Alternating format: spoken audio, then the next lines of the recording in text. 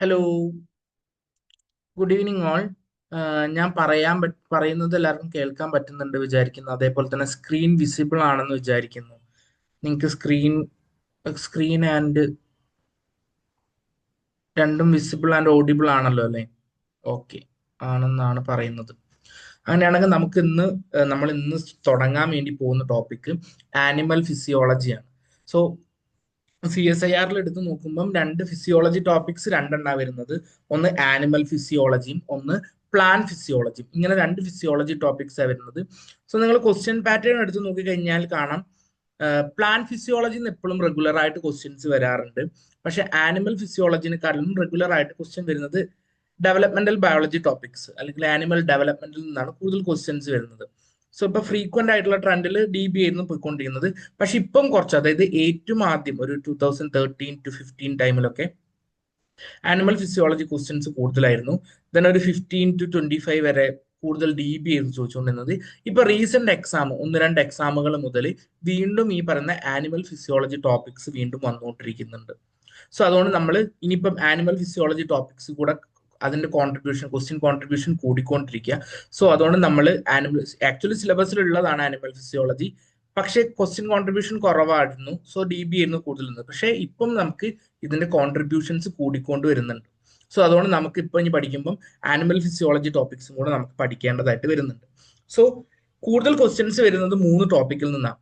ഒന്ന് circulatory physiology, രണ്ട് nervous physiology and മൂന്ന് റീപ്രൊഡക്റ്റീവ് ഫിസിയോളജി. സോ ആ റീപ്രൊഡക്റ്റീവ് ഫിസിയോളജി അതിന്റെ കണക്ഷനുമാണ് DB ആയിട്ട് പോകുന്നത്. ബാക്കി മേജർലി രണ്ട് വരുന്ന സിസ്റ്റങ്ങളാണ് circulatory system, nervous system and renal system എന്ന് പറയുന്നത്. സോ അതിൽ നമ്മൾ മെയിൻലി ഇന്ന് ഡിസ്കസ് ചെയ്യാൻ വേണ്ടി പോകുന്നത് സർക്കുലേറ്ററി സിസ്റ്റത്തിന്റെ ഒരു ഇൻട്രൊഡക്ടറി ക്ലാസ് ആണ്.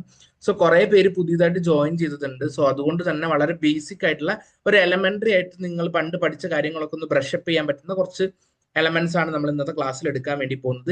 സോ അതിനു മുമ്പ് നിങ്ങൾക്ക് കുറെ കാര്യങ്ങളൊക്കെ ഓൾറെഡി PG വരെ പഠിച്ചതാണ്, കുറെ കാര്യങ്ങളൊക്കെ അറിയാം. പക്ഷെ നമുക്ക് മിസ് ചെയ്യുന്ന ഒരു എലമെന്റ് എന്ന് പറയുന്നത്, ക്വസ്റ്റ്യൻസ് വരുമ്പം CSIR സി പാർട്ട് ക്വസ്റ്റ്യൻസ് വരുന്നത് ലോജിക്കൽ ബേസ്ഡ് ആണ്. നിങ്ങൾ ടെക്സ്റ്റ് നിന്ന് പഠിച്ച അതേമാതിരി ഡയറക്റ്റ് ക്വസ്റ്റ്യൻസ് വരില്ല. സോ ആ ടൈപ്പ് ക്വസ്റ്റ്യൻസ് വരുന്നത്. സോ നമ്മളിപ്പോൾ ഇവിടെ ഇൻട്രൊഡ്യൂസ് ചെയ്യുന്നത് റിവേഴ്സ് ലേണിംഗ് ടെക്നിക്ക്. സോ നമ്മൾ ആദ്യം ക്വസ്റ്റ്യൻസ് കണ്ട് ശീലിക്കുക. ദെൻ ക്വസ്റ്റ്യൻസ് കണ്ട് ശീലിച്ചു കഴിഞ്ഞാൽ നമുക്ക് ഓട്ടോമാറ്റിക്കലി എന്ത് ചെയ്യും, ആൻസർ കണ്ടുപിടിക്കാൻ എളുപ്പമായിരിക്കും. സോ ക്വസ്റ്റ്യൻസ് ആദ്യം നമ്മൾ കേൾക്കുന്നു, ദെൻ ടോപ്പിക് പഠിക്കുന്നു. അപ്പോൾ ഓട്ടോമാറ്റിക്കലി ഞങ്ങൾ പറഞ്ഞു തരാണതിന് നിങ്ങൾക്ക് ഓട്ടോമാറ്റിക്കലി എന്ത് കിട്ടും, ആ ടോപ്പിക് വരുമ്പോൾ നിങ്ങൾക്ക് ഈ ക്വസ്റ്റ്യന്റെ ആൻസർ ഇതാണല്ലോ എന്ന് കിട്ടും. സോ അതിന് വേണ്ടിയിട്ട് ഞാൻ നിങ്ങൾക്ക് കുറച്ച് ക്വസ്റ്റ്യൻസ് ഇൻട്രൊഡ്യൂസ് ചെയ്ത് തരാം. സോ ഇത് നിങ്ങളുടെ മനസ്സിൽ ചിലപ്പോൾ ഒരു ക്യൂരിയോസിറ്റി ജനറേറ്റ് ചെയ്യും. സോ അത് കഴിഞ്ഞിട്ട് ഞാൻ എടുക്കാൻ പോകുന്ന ക്ലാസ്സിൽ നിങ്ങൾക്ക് ഈ ഓരോ ക്വസ്റ്റ്യന്റെ ആൻസേഴ്സും നിങ്ങൾക്ക് റിവീൽ ആയിക്കൊണ്ടിരിക്കും. അപ്പൊ നിങ്ങൾക്ക് ആ ഏത് പോയിന്റിലാണ് ആൻസർ കിട്ടുന്നത് വെച്ച് കഴിഞ്ഞാൽ നിങ്ങൾ എന്നോട് ആൻസർ പറഞ്ഞാൽ മതി. സോ ക്വസ്റ്റ്യൻസ് ഞാൻ ആദ്യമേ പറയാം. സോ ഇത് കുറച്ച് റീസെന്റ് ക്വസ്റ്റ്യൻസ് അല്ല, കുറച്ച് മുമ്പുള്ള ക്വസ്റ്റ്യൻസ് ആണ് ഞാൻ ഇട്ടത്. അതിൽ കുറച്ചും കൂടെ ലോജിക് ബേസ്ഡ് ക്വസ്റ്റ്യൻസ് ഉണ്ട്. സോ ഇതേ ക്വസ്റ്റ്യൻസിന്റെ ട്രെൻഡാണ് ഇപ്പം റീസെന്റ്, അതായത് ഇപ്പൊ തൊട്ട് മുമ്പ് കഴിഞ്ഞ ഡിസംബർ എക്സാമിൽ നമ്മൾ കണ്ടുകൊണ്ടിരുന്നത്. ഓക്കെ, സോ നമുക്ക് ക്വസ്റ്റ്യൻസ് ജസ്റ്റ് ഒന്ന് നോക്കി നോക്കാം. സോ ഫസ്റ്റ് ക്വസ്റ്റ്യൻ എന്താണ്? The size of red blood cells RBC in venous blood is greater than that of arterial blood. This increased size of red blood cells in venous blood is due to. So ഈ question meaning എന്താണെന്ന് പറയാൻ വേണ്ടി പറ്റുമോ ആർക്കെങ്കിലും? So questions നമ്മൾ വായിക്കുമ്പോൾ അതിൽ നിന്നുള്ള ഒരു മീനിങ് നമുക്ക് കിട്ടണം. സോ ഇതിലെ ക്വസ്റ്റ്യൻസ് വളരെ സിമ്പിൾ ആയിട്ടുള്ള ഒരു ക്വസ്റ്റ്യൻ ആണ്. അതായത് RBCയുടെ ഷേപ്പിന്റെ കേസാണ് ചോദിച്ചത്. സോ RBC എന്ന് പറയുന്നത് രണ്ട് രീതിയിലുണ്ടാവും. ഒന്ന് വീനസ് സർക്കുലേഷനിലും ഉണ്ടായിരിക്കും, അല്ലെങ്കിൽ ആർട്ടീരിയൽ സർക്കുലേഷൻ. വീനസ് സർക്കുലേഷൻ എന്ന് പറയുന്നത് എന്താ? ഡി ഓക്സിജനേറ്റഡ് ബ്ലഡിൽ കാണുന്ന RBC, അല്ലെങ്കിൽ ഡി ഓക്സിജനേറ്റഡ് ബ്ലഡ് പമ്പ് ചെയ്യുന്ന സിസ്റ്റമാണ് വീനസ് ബ്ലഡ് ഫ്ലോ എന്ന് പറയുന്നത്. അതേപോലെ തന്നെ ആർട്ടീരിയൽ ബ്ലഡ് ഫ്ലോ ഉണ്ട്. അതാണ് എന്ത്? നമ്മുടെ ഓക്സിജനേറ്റഡ് ബ്ലഡ്. സോ ഇവര് പറയുന്നത് എന്താന്ന് വെച്ച് കഴിഞ്ഞാല്, RBCയുടെ ഒരു സൈസ് നിങ്ങൾക്ക് അറിയാം. സോ 0.7 മൈക്രോമീറ്റർ, അതാണ് അതിന്റെ ഡയമീറ്റർ എന്ന് പറയുന്നത്. അപ്പൊ ഇവർ പറയുന്ന കാര്യം എന്താന്ന് വെച്ചാൽ, ഈ ക്വസ്റ്റ്യനിൽ ചോദിച്ചത് RBC ഓക്സിജനേറ്റഡ് ബ്ലഡിലാണോ ഡീഓക്സിജനേറ്റഡ് ബ്ലഡിലാണോ സൈസ് കൂടുതൽ എന്നാ പറയുന്നത്. സോ ഇതിൽ ഏതിലാണ് സൈസ് ഡിഫറൻസ് വരുന്നത് എന്നാ പറയുന്നത്. സോ അതിന്റെ കാരണം, അതായത് ഇവിടെ പറഞ്ഞിട്ടുണ്ട് increased size of red blood cells in venous blood. So impure ബ്ലഡിലുള്ള RBCക്ക് സൈസ് കൂടുതലാണ്. സോ അതിന്റെ കാരണം എന്താണ് ആർക്കെങ്കിലും ജനറലി പറയാൻ വേണ്ടി പറ്റുമോ? അതിന്റെ ഓപ്ഷൻസ് ഇവിടെ പറഞ്ഞിട്ടുണ്ട്, ജസ്റ്റ് ഒന്ന് ഗസ് ചെയ്ത് നോക്കാൻ വേണ്ടി പറ്റുമോ? So pure blood, impure blood, അങ്ങനെ ശരിക്കും പറയാൻ പാടില്ല. ശരിക്കും oxygenated blood, deoxygenated blood. So ഇതിൽ ഏത് കൺഫർമേഷനിൽ ഇരിക്കുമ്പോഴാണ് ആർ ബി സിക്ക് മാക്സിമം സൈസ്? അത് ഓൾറെഡി ആൻസറിൽ പറഞ്ഞിട്ടുണ്ട്, വീനസ് ബ്ലഡിലാണ് അവർ പറഞ്ഞിട്ടുണ്ട്. സോ അതിനുള്ള കാരണം, സോ ഡീഓക്സിജനേറ്റഡ് ബ്ലഡിൽ ആർ ബി സിക്ക് സൈസ് കൂടി ഇരിക്കാനുള്ള കാരണം എന്താണ്? അതിന് ഓപ്ഷൻസ് ഇവിടെ തന്നിട്ടുണ്ട്. Increased permeability of red blood cells membrane, അതിന്റെ ആർ ബി സിയുടെ മെംബ്രെയിൻ അതിൽ പെർമിയബിലിറ്റി കൂടുതലാണെന്ന് പറയുന്നത്. The decreased osmotic pressure in plasma, പ്ലാസ്മയിൽ ഓസ്മോട്ടിക് പ്രഷർ കുറവായതുകൊണ്ട്. The increased osmotic pressure in R B C, R B സിയിലുള്ള increased osmotic pressure. Option D, dissociation of skeletal proteins in R B C, R B സിയിൽ വെച്ചിട്ട് skeletal പ്രോട്ടീൻസിന് dissociation സംഭവിക്കുന്നു. ആർക്കെങ്കിലും അറിയാമോ ഇതിന് answer? Just guess ചെയ്യാൻ വേണ്ടി പറ്റുമോ? ജസ്റ്റ് നിങ്ങൾ റാൻഡം ആയിട്ട് ഒരു ഗസ് ചെയ്തിട്ട് നിങ്ങളൊരു ഓപ്ഷൻ സെലക്ട് ചെയ്തു. A B C D 4 options ഉണ്ട്. റാൻഡം ഗസ്സിൽ നിങ്ങൾ ചെയ്തു. ഇതിന്റെയൊക്കെ ആൻസർ നമ്മൾ ഈ ടോപ്പിക് ഡിസ്കസ് ചെയ്ത് വരുമ്പോൾ നിങ്ങൾക്ക് ഓരോന്നായിട്ട് ഞാൻ ഡെലിവർ ചെയ്ത് തരും. ജസ്റ്റ് റാൻഡം ആയിട്ട് എല്ലാവർക്കെങ്കിലും പറയാൻ പറ്റും. കുറെ പേരുണ്ട്, 13 ആൾക്കാരെങ്ങാനുണ്ട്. മഞ്ജു, മേഘ, കുറെ ആൾക്കാർ റിയൽമി, സാംസങ് ഒക്കെ വന്നിട്ടുണ്ട്. സംഗീത, സൗപർണിക, യസിൻ, അഖിന, ഗോപിക ബാബു, കാർത്തിക ജി, ഒക്കെ കുറെ പേരുണ്ട്. ഒക്കെ ഒരാൾ വളരെ ധൈര്യപൂർവ്വം ആൻസർ ഇട്ടിട്ടുണ്ട്. ബി പറഞ്ഞിട്ടുണ്ട്, സി പറഞ്ഞിട്ടുണ്ട്. സോ ബി സിയിലാണ് കൺഫ്യൂഷൻ ഇരിക്കുന്നത്. സോ ബാക്കിയുള്ളവർ ആൻസർ ഇട്ടോ. ഞാൻ ഇപ്പൊ ആൻസർ ഒന്നും പറയാൻ വേണ്ടി പോകുന്നില്ല. ഇതിന്റെ ആൻസർ നിങ്ങൾ തന്നെയാണ് കണ്ടുപിടിക്കുന്നത്. നമ്മൾ ടോപ്പിക് ഡിസ്കസ് ചെയ്ത് വരുമ്പോൾ നമ്മൾ ഗ്യാഷ്യസ് എക്സ്ചേഞ്ചും കാര്യങ്ങളൊക്കെ പറയുമ്പോൾ ഇത് ഡെലിവർ ചെയ്യുന്നതാണ്. സോ ആദ്യത്തെ 1-2 ക്ലാസ്സിൽ തന്നെ നിങ്ങൾക്ക് ഇതിൽ കുറെ ക്വസ്റ്റ്യൻസ് കിട്ടും. ഓക്കെ,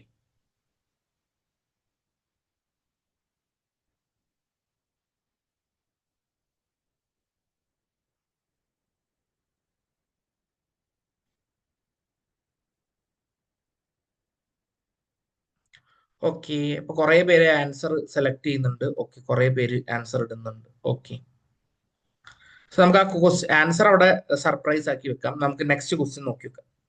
ഓക്കെ, സോ ഇതൊക്കെ കുറച്ചും കൂടി എളുപ്പമുള്ള ക്വസ്റ്റ്യൻസ് ആണ്.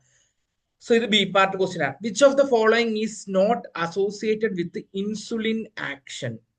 സോ ഇൻസുലിൻ ആക്ഷനുമായിട്ട് റിലേറ്റ് ചെയ്യാത്തത് ഏതാന്നുള്ളതാണ് ചോദിച്ചത്.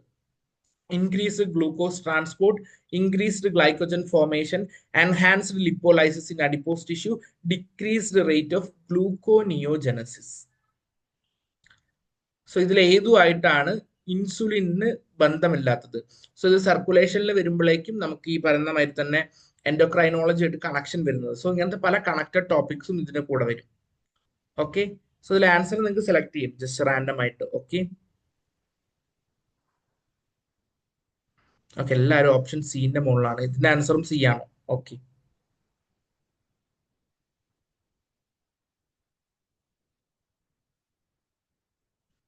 സോ ക്വസ്റ്റ്യൻസിന്റെ ആൻസർ ഒക്കെ ഞാൻ ലാസ്റ്റ് പറയും. ഓക്കെ, അടുത്ത ക്വസ്റ്റ്യൻ ഇതാണ്. അടുത്തത് മെയിൻ ആയിട്ട് ഇമ്പോർട്ടന്റ് ആയിട്ടുള്ള ഒരു കാര്യമാണ്. നമുക്ക് ഇതിൽ എസ്പെഷ്യലി സുവോളജിക്കാരൊക്കെ പഠിക്കുന്ന ഒരു ടോപ്പിക് ആയിരിക്കും. നമുക്ക് ഇ സി ജി ഉണ്ട്, ഇലക്ട്രോ കാർഡിയോഗ്രാമും ഉണ്ട്, ഇലക്ട്രോ കാർഡിയോഗ്രാഫും ഉണ്ട്. ഓക്കെ, സോ ഇലക്ട്രോ കാർഡിയോഗ്രാമും ഇലക്ട്രോ കാർഡിയോഗ്രാഫും തമ്മിലുള്ള ഡിഫറൻസ് ആർക്കെങ്കിലും പറയാമോ? E C G, E C G എന്ന് പറഞ്ഞാൽ ഇലക്ട്രോ കാർഡിയോഗ്രാം ആണോ ഇലക്ട്രോ കാർഡിയോഗ്രാഫ് ആണോ? ഇലക്ട്രോകാർഡിയോഗ്രാഫ് അല്ല സർ. ഓക്കെ, ഇലക്ട്രോ കാർഡിയോഗ്രാഫ് എന്നാ പറഞ്ഞത്. വേറെ ആർക്കെങ്കിലും എതിരഭിപ്രായം ഉണ്ടോ?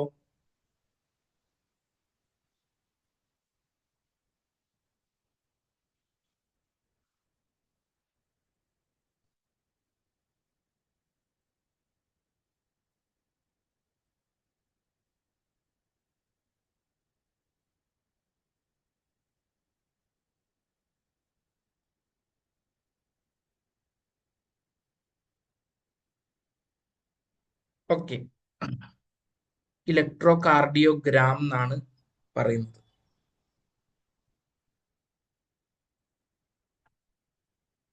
ഓക്കെ, ഇതിൽ പലപ്പോഴും പലരും തെറ്റിക്കുന്ന ഒരു ടോപ്പിക്കാണ് ഇത്, ഇലക്ട്രോ കാർഡിയോഗ്രാമും ഇലക്ട്രോ കാർഡിയോഗ്രാഫും. സോ ഇലക്ട്രോ കാർഡിയോഗ്രഫി എന്നാണ് ആ ടെക്നിക്കിന്റെ പേര്. ഓക്കെ, അതിന് യൂസ് ചെയ്യുന്ന ഈ പറയുന്ന മാതിരി എക്യുപ്മെന്റിന്റെ പേരാണ് എന്ത്?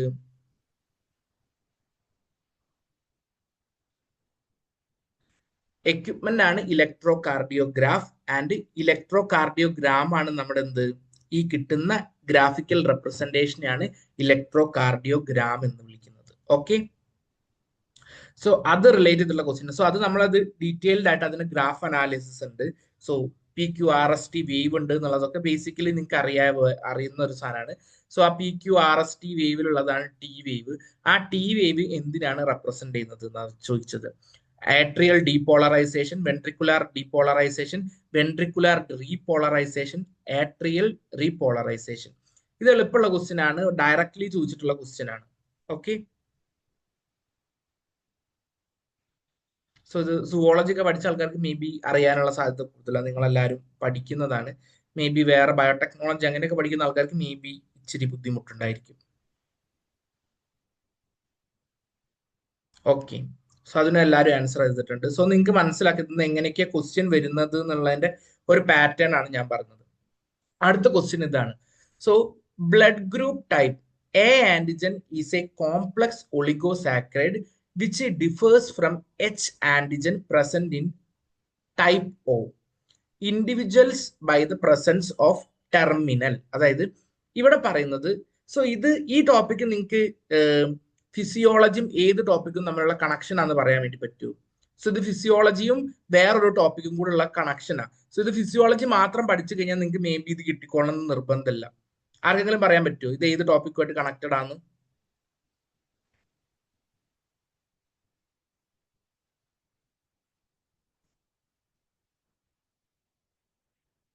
ബയോകെമിസ്ട്രി എന്ന് പറഞ്ഞത്. ഓക്കെ, ബയോകെമിസ്ട്രി എന്ന് പറയാം, പക്ഷെ എന്നാലും അതിൽ കറക്റ്റ് ക്വസ്റ്റ്യൻ ചോദിച്ചു കണ്ടോ, ആന്റിജൻ എന്നൊക്കെയാണ് ചോദിച്ചിട്ടുള്ളത്. സോ ഇമ്മ്യൂണോളജിയാണ്. യെസ്, ഇമ്മ്യൂണോളജി ആയിട്ടാണ് കണക്റ്റഡ് ആയിട്ടുള്ളത്. സോ ബ്ലഡ് നമുക്കറിയാം, ബ്ലഡ് ഗ്രൂപ്പ് ഡിഫറെന്റ് ടൈപ്പ് ഉണ്ട്. എ, ബി, ഒ എന്ന് പറഞ്ഞ ഡിഫറെന്റ് ബ്ലഡ് ഗ്രൂപ്പ് ഉണ്ട്. സോ ഈ ബ്ലഡ് ഗ്രൂപ്പിൽ എല്ലാത്തിലും RBCയുടെ മെംബ്രെയിന്റെ മുകളിൽ ഇരിക്കുന്ന ചില ബയോകെമിക്കൽ മോളിക്യൂൾസിലുള്ള ഡിഫറൻസ് ആണ്. സോ ആ മെംബ്രെയിനിൽ ഇരിക്കുന്ന ബയോകെമിക്കൽ മോളിക്യൂൾസിനാണ് നമ്മൾ A antigen, B antigen, O antigen അല്ലെങ്കിൽ എച്ച് ആന്റിജൻ എന്നൊക്കെ പറഞ്ഞ് വിളിക്കുന്നത്. സോ അവർ തമ്മിലുള്ള ഡിഫറൻസ് ആണ് ചോദിക്കുന്നത്. സോ എ ആന്റിജനും എച്ച് ആന്റിജനും തമ്മിലുള്ള ഡിഫറൻസ് എന്താണെന്നാണ് ചോദിക്കുന്നത്. So blood group A antigen is a complex oligosaccharide എന്ന് പറഞ്ഞിട്ടുണ്ട്, which differs from H antigen. So A ആന്റിജനും എച്ച് ആന്റിജനും തമ്മിൽ ഡിഫറൻസ് ഉണ്ട്. സോ അവർ തമ്മിലുള്ള ടെർമിനൽ ഗ്രൂപ്പിൽ, അതായത് ഒരൊറ്റ ഗ്രൂപ്പിന്റെ ഏതോ ഒരു കെമിക്കൽ ഗ്രൂപ്പിന്റെ ഗ്ലൂക്കോസോ ഗാലക്ടോസോ N-അസറ്റൈൽ ഗ്ലൂക്കോസ് അമീനോ ഫ്യൂക്കോസോ ഏതോ ഒരു കെമിക്കൽ മോളിക്യൂൾസിന്റെ ചെറിയൊരു ഡിഫറൻസ് അവർ തമ്മിലുള്ളൂ. അതെന്താന്നാ ചോദിച്ചിട്ടുള്ളത്. സോ ടെർമിനലി ഉള്ള ഏതോ ഒരു മോളിക്യൂളിൽ മാറിക്കിടക്കുന്നുണ്ട് അവർ രണ്ടാളും തമ്മിൽ. ആ മോളിക്യൂൾ ഏതാണ്? ഗ്ലൂക്കോസ്, ഗാലക്ടോസ്, N-അസറ്റൈൽ ഗാലക്ടോസ് അമീൻ ഫ്യൂക്കോസ്. ആരെങ്കിലും ആൻസർ അറിയോ? ചുമ്മാ ഗസ് ചെയ്ത് നോക്കുന്നു. സോ ഇതൊന്നും നമ്മൾക്ക് അറിയില്ല, പക്ഷെ നമ്മൾ ടോപ്പിക് എല്ലാം പഠിച്ചു കഴിയുമ്പോഴേക്കും നമ്മൾ ഇതെല്ലാം പറയാൻ സെറ്റും. സോ ഇതേപോലെ തന്നെ ഈ ഫിസിയോളജി ടോപ്പിക്സിന്റെ ഒരു പ്രത്യേകതയാണ്. സോ കണക്റ്റഡ് ആയിട്ടുള്ള ടോപ്പിക്സ് വരും. ഇപ്പൊ ബയോകെമിസ്ട്രി കണക്ഷൻ ആയിട്ട് വരും. ഓക്കെ, സി ആണോ എന്നൊരു ഡൗട്ട് എല്ലാവർക്കും. ഇന്നത്തെ മൊത്തം ആൻസർ എല്ലാവർക്കും സിയിലാണ് ഡൗട്ട് അല്ലേ? സോ മനഃപൂർവ്വം സെറ്റ് ചെയ്ത് വെച്ചത് അതൊന്നുണ്ട് സിയിലല്ലേ? ഓക്കെ, നമുക്ക് നോക്കാം. സോ ഇതൊക്കെ നിങ്ങൾ തന്നെ പറയണം. അടുത്ത ക്വസ്റ്റ്യൻ ഇതാണ്. അടുത്തത് നമ്മൾ വരുമ്പോഴേക്ക് ഹാർട്ടിന്റെ പമ്പിങ് മെക്കാനിസം, അതിന്റെ ഇൻടു ദ സെൽ പോയിട്ട് കുറച്ചും കൂടെ മോളിക്കുലാർ ലെവലിലേക്ക് പോകുന്ന ക്വസ്റ്റ്യൻസ്.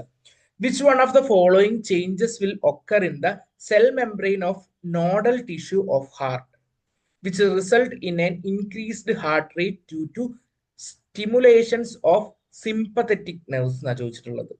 ഓക്കെ, സോ നമുക്കറിയാം ഹാർട്ടിൽ നോഡൽ ടിഷ്യൂ എന്ന് പറയുന്ന പർട്ടിക്കുലർ കൈൻഡ് ഓഫ് ടിഷ്യൂസ് ഉണ്ട്. ആ ടിഷ്യൂസ് നിന്നാണ് എന്തുണ്ടാകുന്നത്? ഹാർട്ട് ബീറ്റ് ജനറേറ്റ് ചെയ്യുന്നത്. സോ പാരാസിമ്പത്തറ്റിക് നെർവ്സിന് സ്റ്റിമുലേഷൻ വന്നു കഴിഞ്ഞാൽ ഈ നോഡൽ ടിഷ്യൂ എന്ന് പറഞ്ഞാൽ സെൽസ്, കുറെ നോഡൽ ടിഷ്യൂസ് അഗ്രിഗേറ്റ് ചെയ്തതാണ് നോഡൽ ടിഷ്യൂ. അതിലുള്ള നോഡൽ ടിഷ്യൂസിലുള്ള സെൽസിന്റെ പ്ലാസ്മ മെംബ്രെയിനിൽ എന്ത് ഡിഫറൻസ് വരുന്നത് കാരണമാണ് ഈ പറഞ്ഞ ഹാർട്ട് ബീറ്റ് കൂടുന്നത്. സോ അത് മോളിക്കുലാർ ലെവലിലേക്ക് പോകുമ്പോൾ ഈ പ്ലാസ്മ മെംബ്രെയിനിൽ ഉണ്ടാവുന്ന ചില പർട്ടിക്കുലർ ചാനൽസിന്റെയും പമ്പിന്റെയും ഒക്കെ ഓപ്പണിങ്ങും ക്ലോസിങ്ങും കാരണം അതെന്താന്നുള്ളത് വെച്ചിട്ട്. ആൻഡ് ഓപ്ഷൻസ് ഇതാണ്: opening of sodium channels, potassium conductance increased, opening of L calcium channels, option D H channels are inhibited. So കുറെ ചാനല് പമ്പ് കുറച്ചും കൂടി നമ്മളൊരു മോളിക്കുലാർ ലെവലിലേക്ക് വരുന്നുണ്ട് സർക്കുലേറ്ററി സിസ്റ്റത്തിന്. സോ ഏത് ടോപ്പിക്സിലേക്കും ഇറങ്ങിച്ചെന്ന് ഡിഫറൻഷിയേറ്റ് ചെയ്യാൻ പറ്റുന്ന ഒരു ടോപ്പിക്കാണ് ഈ പറയുന്ന സർക്കുലേറ്ററി ഫിസിയോളജി എന്ന് പറയുന്നത്. സോ അതുകൊണ്ടാണ് ഈ ടോപ്പിക്കിൽ നിന്ന് കൂടുതൽ ക്വസ്റ്റ്യൻസ് വരാൻ വേണ്ടി പറ്റുന്നത്. സോ ഇതിനെ വേണമെങ്കിൽ നമുക്ക് ബയോകെമിസ്ട്രി ആസ്പെക്ട് ചോദിക്കാം, ഇമ്മ്യൂണോളജി ആസ്പെക്റ്റിൽ ചോദിക്കാം, അല്ലെങ്കിൽ മോളിക്കുലാർ ആസ്പെക്റ്റിൽ ചോദിക്കാം. സോ ഏതുമായിട്ടും ക്ലബ് ചെയ്യാൻ പറ്റുന്നതുകൊണ്ടാണ് ഇവർ അധികം സെലക്ട് ചെയ്യുമ്പോൾ ഈ നിങ്ങൾ ജനറലി ക്വസ്റ്റ്യൻ പേപ്പർ എടുത്തു കഴിഞ്ഞാൽ കാർഡിയാക് ഫിസിയോളജി, നെർവ് ഫിസിയോളജീസ് എന്നായിരിക്കും ക്വസ്റ്റ്യൻസ് കൂടുതൽ വരിക. കാരണം ഇത് ക്ലബ് ചെയ്യിക്കാൻ കുറച്ചും കൂടി എളുപ്പമുള്ളതാണ്. സോ ഈ ക്വസ്റ്റ്യൻസ് ചില ക്വസ്റ്റ്യൻസ് വരുമ്പോൾ ഇത് ഇമ്മ്യൂണോളജി ക്വസ്റ്റ്യൻ ആണോ ഫിസിയോളജി ക്വസ്റ്റ്യൻ ആണോ എന്ന് കൺഫ്യൂസ്, അങ്ങനെ നോക്കിക്കഴിഞ്ഞാൽ രണ്ടൊന്നും ക്വസ്റ്റ്യൻ വന്ന പോലെ നമുക്ക് കൺസിഡർ ചെയ്യാം. സോ അങ്ങനത്തെ ഒരു ട്രെൻഡ് ഇവർക്കുണ്ട്. സോ അത് നമുക്ക് പഠിക്കാനുള്ളതാണ്. സോ എങ്ങനെയാണ് ഹാർട്ടിൽ നിന്ന് പൊട്ടൻഷ്യൽ ജനറേറ്റ് ചെയ്തിട്ട് നമ്മൾ നെർവ് ഇമ്പൾസ് ജനറേഷൻ പറയുന്നില്ലേ, അതേപോലെ തന്നെ എങ്ങനെയാണ് ഹാർട്ടിലുള്ള നോഡൽ ടിഷ്യൂസിൽ നിന്ന് പൊട്ടൻഷ്യൽ ജനറേറ്റ് ചെയ്തിട്ട് എന്താണ് അതിന്റെ മോളിക്കുലാർ മെക്കാനിസം, ഹാർട്ടിന്റെ പമ്പിങ്ങിന്റെ പിന്നിലുള്ള മോളിക്കുലാർ മെക്കാനിസം എന്താന്നുള്ളതാണ് നോക്കാനുള്ളത്. അടുത്ത ക്വസ്റ്റ്യൻ എളുപ്പമാണ്. Which of the following waves is likely to be absent in a normal frog E C G? So ഫ്രോഗിന്റെ ഇ സി ജി ഒന്നും നമ്മൾ പഠിക്കുന്നില്ല. നമ്മൾ ആകെ പഠിക്കുന്നത് എന്താ, ഹ്യൂമൻ ബീയിങ്സിന്റെ ഇ സി ജി ആണ് നമ്മൾ പഠിക്കുന്നത്. ആ ഇ സി ജി പഠിച്ചു കഴിഞ്ഞാൽ തന്നെ നമുക്ക് ഫ്രോഗിന്റെ ജനറൽ ഹാർട്ട് സ്ട്രക്ചർ എത്ര ചേംബർ ഉണ്ട് എന്ന് അറിഞ്ഞു കഴിഞ്ഞാൽ തന്നെ നമുക്ക് ഇതിൽ ഏതായിരിക്കും ആബ്സെന്റ് എന്ന് പറയാൻ വേണ്ടി പറ്റും. സോ ഇതൊരു ലോജിക്കൽ ബേസ്ഡ് ക്വസ്റ്റ്യൻസ് ആണ്. എല്ലാ ജീവിനും ഇപ്പൊ ഫ്രോഗ് ആണെങ്കിലും ഇനിയിപ്പോ ലിസാർഡ് ആണെങ്കിലും ഏത് തന്നു കഴിഞ്ഞ് കഴിഞ്ഞാലും നമുക്ക് അത് വെച്ച് കമ്പയർ ചെയ്യാൻ വേണ്ടി പറ്റണം. സോ ബേസിക്കലി എല്ലാത്തിനും ഹാർട്ട് ചേംബർ, അവരുടെ ഡിഫറൻസിയേഷൻ, അവരുടെ സർക്കുലേഷന്റെ ഒരു ജനറൽ ഐഡിയ വേണം. പ്ലസ് നമ്മുടെ ഈ പറയുന്ന ഇ സി ജി, എല്ലാത്തിന്റെ ഇ സി ജി നമുക്ക് പഠിക്കാൻ വേണ്ടി പറ്റൂ? ഇല്ല. സോ ആ ഇ സി ജിയുടെ ജനറൽ നമ്മൾ പഠിക്കുന്നത് ഒരു നോർമൽ ഇലക്ട്രോ കാർഡിയോഗ്രാം ആണ് നമ്മൾ പഠിക്കുന്നത്. ഓക്കെ, സോ അത് വെച്ച് നമ്മൾ കമ്പയർ ചെയ്യണം. സോ ഇതൊരു അപ്ലിക്കേഷൻ വരുന്ന ക്വസ്റ്റ്യനാണ്. ഹ്യൂമനിലെ ഇ സി ജിനെ നമ്മൾ ഹ്യൂമൻ ബീയിങ്സിൽ 4 ചേംബർ ആണ്, ഫ്രോഗിലേക്ക് വരുമ്പോൾ 3 ചേംബർ ആയി. സോ എന്ത് ഡിഫറൻസ് നമുക്ക് എക്സ്പെക്ട് ചെയ്യാം അതിന്റെ ഇ സി ജിയുടെ ഗ്രാഫിൽ? ഓക്കെ, ആൻസർ ഇട്ടോ? ചുമ്മാ സെലക്ട് ചെയ്ത ആൻസർ. ഓക്കെ, എല്ലാവരും ഇട്ടിട്ടുണ്ടോ? ഇതിന്റെ ആൻസർ എല്ലാവരും ഇട്ടോ?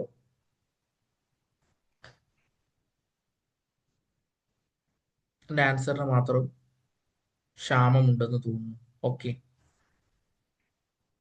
സോ അടുത്തത് ഈ ടൈപ്പ് ക്വസ്റ്റ്യൻസ്, അടുത്തൊരു ഇത് ഞാൻ ഡിഫറെന്റ് ടൈപ്പ് ഓഫ് ക്വസ്റ്റ്യൻസിന്റെ മോഡൽസ് ഞാൻ നിങ്ങൾക്ക് കാണിച്ചു തന്നതാണ്. ഓക്കെ, സോ അടുത്തൊരു മോഡൽ ക്വസ്റ്റ്യൻ ആണ് ഈ വരാൻ വേണ്ടി പോകുന്നത്. സോ ഇങ്ങനത്തെ ക്വസ്റ്റ്യൻസ് നിങ്ങൾ ശ്രദ്ധിക്കണം. വളരെ എളുപ്പത്തിൽ ചെയ്യാൻ വേണ്ടി പറ്റുന്ന ഒരു ഗ്രാഫിക്കൽ റെപ്രസെന്റേഷനെ ഡീകോഡ് ചെയ്തെടുക്കാനുള്ള ഒരു മിനിമം ബുദ്ധി ഉണ്ടെങ്കിൽ ചെയ്യാൻ വേണ്ടി പറ്റും. ഈ ക്വസ്റ്റ്യൻ കാണുമ്പോൾ വലിയതാണ്, ഇമേജും സാധനങ്ങളൊക്കെ ഉണ്ട്.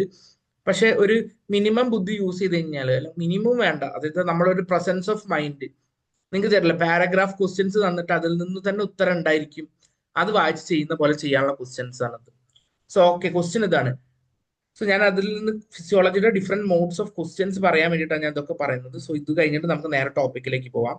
സോ കണ്ടോ, during the Spanish conquest of Inca empire at the high altitude in Peru. So രണ്ട് രാജ്യങ്ങൾ തമ്മിലുള്ള വാറാണെന്ന് വിചാരിക്കും. സോ അത് നടക്കുന്നത് എവിടെയാണ്? ഹൈ ആൾട്ടിറ്റ്യൂഡുള്ള പെറുവിൽ വെച്ചിട്ടാണ് അത് നടക്കുന്നത്. Okay, many soldiers fell sick. So അതിലുള്ള പല സോൾജേഴ്സിനും അസുഖം വന്നു.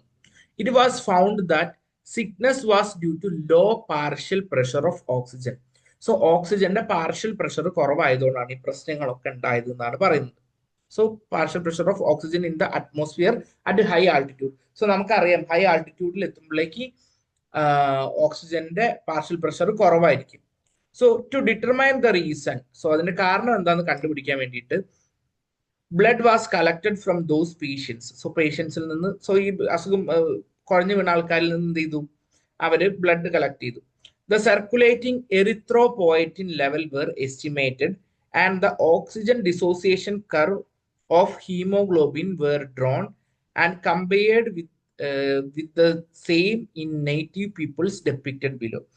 സോ അവർ രണ്ട് കാര്യങ്ങളാണ് നോക്കിയത്. ഒന്ന് അവരുടെ ബ്ലഡിൽ ഉണ്ടായിരുന്ന ഓക്സിജൻ കോൺസെൻട്രേഷന്റെ അതിന്റെ ഡിസോസിയേഷൻ കർവ് നോക്കി. രണ്ടാമത്തത് ഈ പറയുന്ന ആൾക്കാരത് കുഴഞ്ഞു വീണ ആൾക്കാരുള്ള എറിത്രോപോയറ്റിൻ ഹോർമോണിന്റെ അളവ് നോക്കി. അത് ആരത് വെച്ച് കമ്പയർ ചെയ്തു? അവിടെ യൂഷ്വലി ആ ഹൈ ആൾട്ടിറ്റ്യൂഡിൽ താമസിക്കുന്ന നേറ്റീവ് പീപ്പിളായിട്ട് കമ്പയർ ചെയ്തു. സോ അപ്പൊ അവർക്ക് ഇങ്ങനത്തെ റിസൾട്ടാണ് കിട്ടിയത്. സോ എറിത്രോപോയറ്റിൻ പേഷ്യന്റിൽ കുറവ്, നേറ്റീവില് കൂടുതൽ, പേഷ്യന്റിൽ കൂടുതൽ, നേറ്റീവില് കുറവ്. അതേമാതിരി തന്നെ ഇപ്പുറത്ത് ഗ്രാഫ് തന്നിട്ടുണ്ട്. ഒന്ന് റൈറ്റിൽ നേറ്റീവ്സിന് കൂടുതൽ, പേഷ്യൻസിന് കുറവ്, പേഷ്യന്റിന് കൂടുതൽ, നേറ്റീവിന് കുറവ് എന്നുള്ള രീതിയിലുള്ള ഗ്രാഫ് തന്നിട്ടുണ്ട്. So which of the following combination is logically correct? ഈ പറയുന്ന ലോജിക്കലി കറക്റ്റ് ആയിട്ടുള്ള കോമ്പിനേഷൻ ഏതായിരിക്കും? സോ ഇതിൽ രണ്ട് ഓപ്ഷൻസ് വരും, A or B, B or C, അങ്ങനെ 4-5 കോമ്പിനേഷൻസ് വരും. എ ബി വരും, എ ഡി വരും, അല്ലെങ്കിൽ ബി സി വരും, ബി ഡി വരും. അങ്ങനെ 4 ഓപ്ഷൻസ് ഉള്ളത്. സോ അതിൽ നിന്ന് നിങ്ങൾക്ക് സെലക്ട് ചെയ്യാം. സോ ഇത് കുറച്ച് അപ്ലിക്കേഷൻ ലെവലിലേക്ക് കുറച്ചും കൂടെ ഇറങ്ങിയിട്ടുള്ള അപ്ലൈ ചെയ്യണം. സോ ഇതിൽ നിങ്ങൾക്ക് ഈ ഹോർമോണിന്റെ റോള്, അതായത് ഈ പറയുന്ന ഓക്സിജനിലേക്ക് അല്ലെങ്കിൽ എൻഡോക്രൈനോളജിയിൽ നിന്ന് വരുന്ന എറിത്രോപോയറ്റിൻ ഹോർമോണിന്റെ ഫംഗ്ഷൻ എന്താണെന്ന് അറിയണം. ഓക്സിജൻ ഡിസോസിയേഷൻ കർവ് അത് വരുന്നത് എവിടെയാണ്? റെസ്പിറേഷനിലാണ് നമ്മൾ ഈ പറയുന്ന ഗ്യാസ് എക്സ്ചേഞ്ചും അല്ലെങ്കിൽ ഈ പറയുന്ന ഡിസോസിയേഷൻ കർവും പറയുന്നത്. സോ ആ 2 ടോപ്പിക്കും കൂടെ അറിയെങ്കിൽ ഇത് ചെയ്യാൻ വേണ്ടി പറ്റുള്ളൂ. സോ എന്നാലും നമുക്കൊരു ജനറൽ അസംപ്ഷൻ വെച്ചിട്ട് നമുക്ക് ഗസ് ചെയ്യാൻ വേണ്ടി പറ്റും.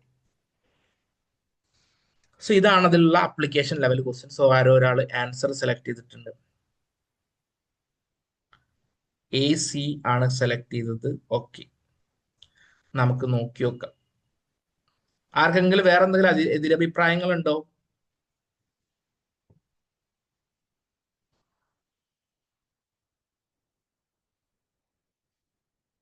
ഇല്ല, ആർക്കും ഇല്ല. വേറെ ആരും ട്രൈ പോലും ചെയ്തിട്ടില്ല.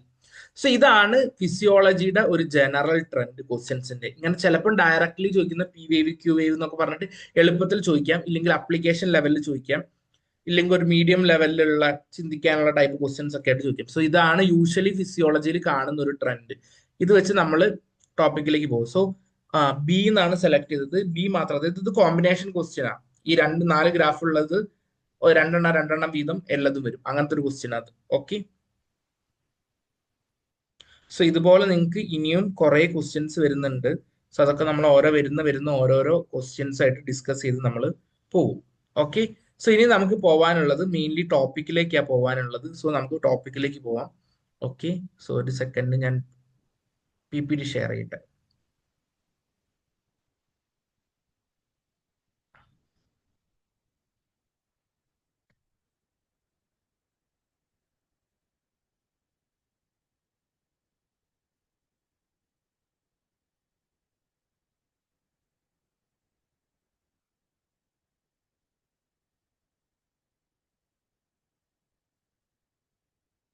സോ ജസ്റ്റ് ഒന്ന് പറയാമോ, പുതിയ PPT നിങ്ങൾക്ക് വിസിബിൾ ആണോ എന്നൊന്ന് പറയാമോ?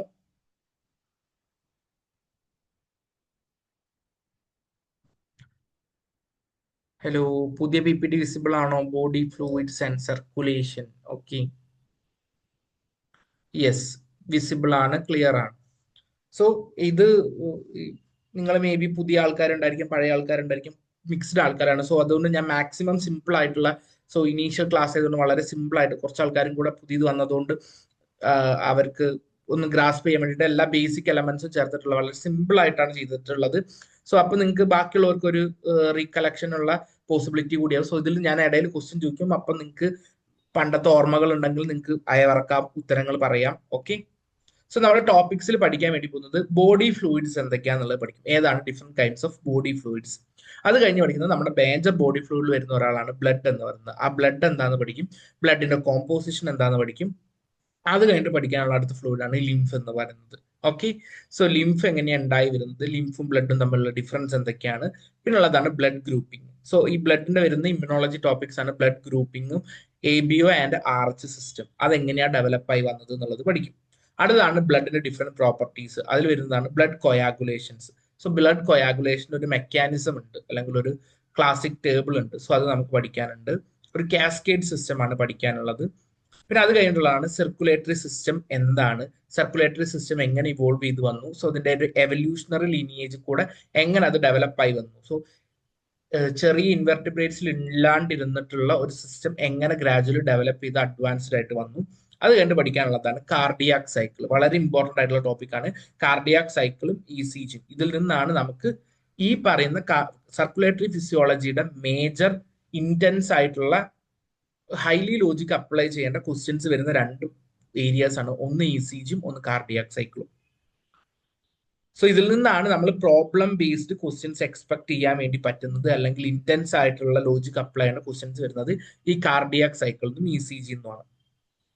ഡബിൾ സർക്കുലേഷനും സർക്കുലേറ്ററി ഡിസോർഡേഴ്സിനും മേ ബി ഡയറക്റ്റ് ക്വസ്റ്റ്യൻസ് നമുക്ക് എക്സ്പെക്ട് ചെയ്യാവുന്നതാണ്. സോ ഇത്രയാണ് നമുക്ക് മേജർലി ഈ പറയുന്ന ടോപ്പിക്കിൽ പഠിക്കാനുള്ളത്. സോ നമുക്ക് മെല്ലെ പോയി നോക്കാം. സോ അതിനു മുമ്പ് നിങ്ങളോട് ഞാൻ ഓൾറെഡി നെക്സ്റ്റ് സ്ലൈഡിലേക്ക് പോയി, പെട്ടെന്ന് കണ്ടിട്ടുള്ള ആൾക്കാർ പറയും സോ നമ്മുടെ ബോഡിയിൽ നമ്മൾ പറയുന്നത് സർക്കുലേറ്ററി ഫ്ലൂയിഡ്സ് എന്തൊക്കെയാണെന്നുള്ളത്. സോ നമ്മുടെ ബോഡിയിൽ എന്തൊക്കെ ഫ്ലൂയിഡ്സ് ഉള്ളത്, ഫ്ലൂയിഡ് ആയിട്ടുള്ള എന്തൊക്കെ ഫ്ലൂയിഡിനെ കുറിച്ച് നിങ്ങൾക്ക് അറിയാമെന്ന് പറയാമോ? ജസ്റ്റ് ചാറ്റ് ബോക്സിൽ പറയൂ.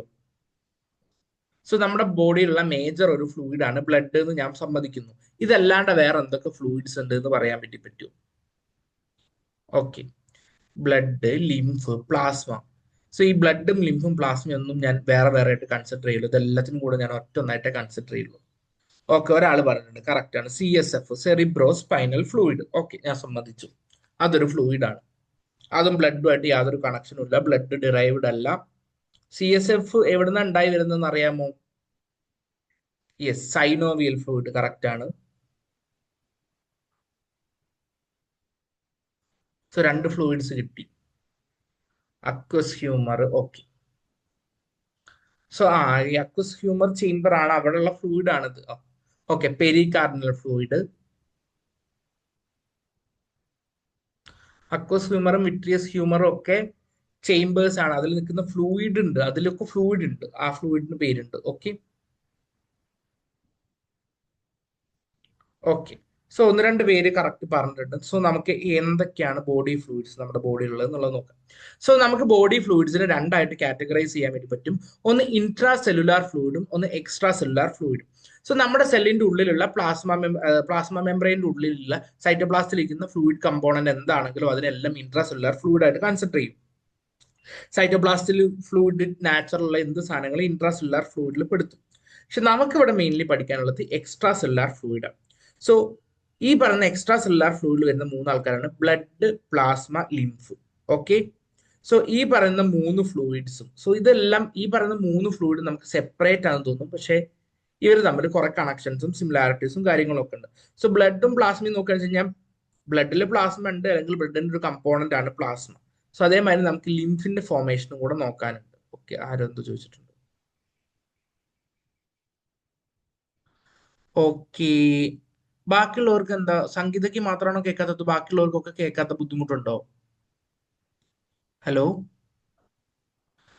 ഓക്കെ, ബാക്കിയുള്ളവർക്ക് കുഴപ്പമില്ല. മേ ബി നെറ്റ്വർക്കിന്റെ എന്തെങ്കിലും ചെറിയൊരു ഇഷ്യൂ ആയിരിക്കും. സോ ഒന്ന് ഇരിക്കുന്ന സ്ഥലത്ത് നിന്ന് വേറെ എവിടേക്കെങ്കിലും മാറിയിരുന്നു ഒന്ന് റീട്രൈ ചെയ്ത് നോക്കുക, ഒന്ന് റീജോയിൻ ചെയ്യുക, അല്ലെങ്കിൽ ഒന്ന് കട്ട് ചെയ്ത് ഇതാക്കി നോക്കുക, അല്ലെങ്കിൽ ഒന്ന് ഇരിക്കുന്ന പൊസിഷൻ മാറി ഏതെങ്കിലും റേഞ്ച് ഉള്ള ഏതെങ്കിലും സ്ഥലത്തേക്ക് ഒന്ന് ഇരുന്ന് നോക്കൂ.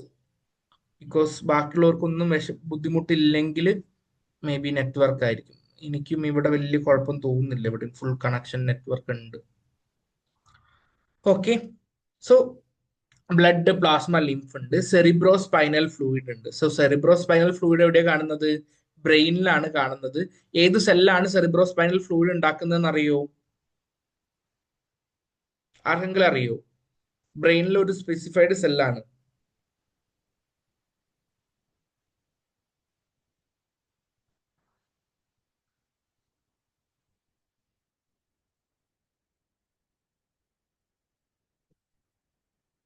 ഓക്കെ, ആരും ആൻസർ ചെയ്തിട്ടുണ്ട്?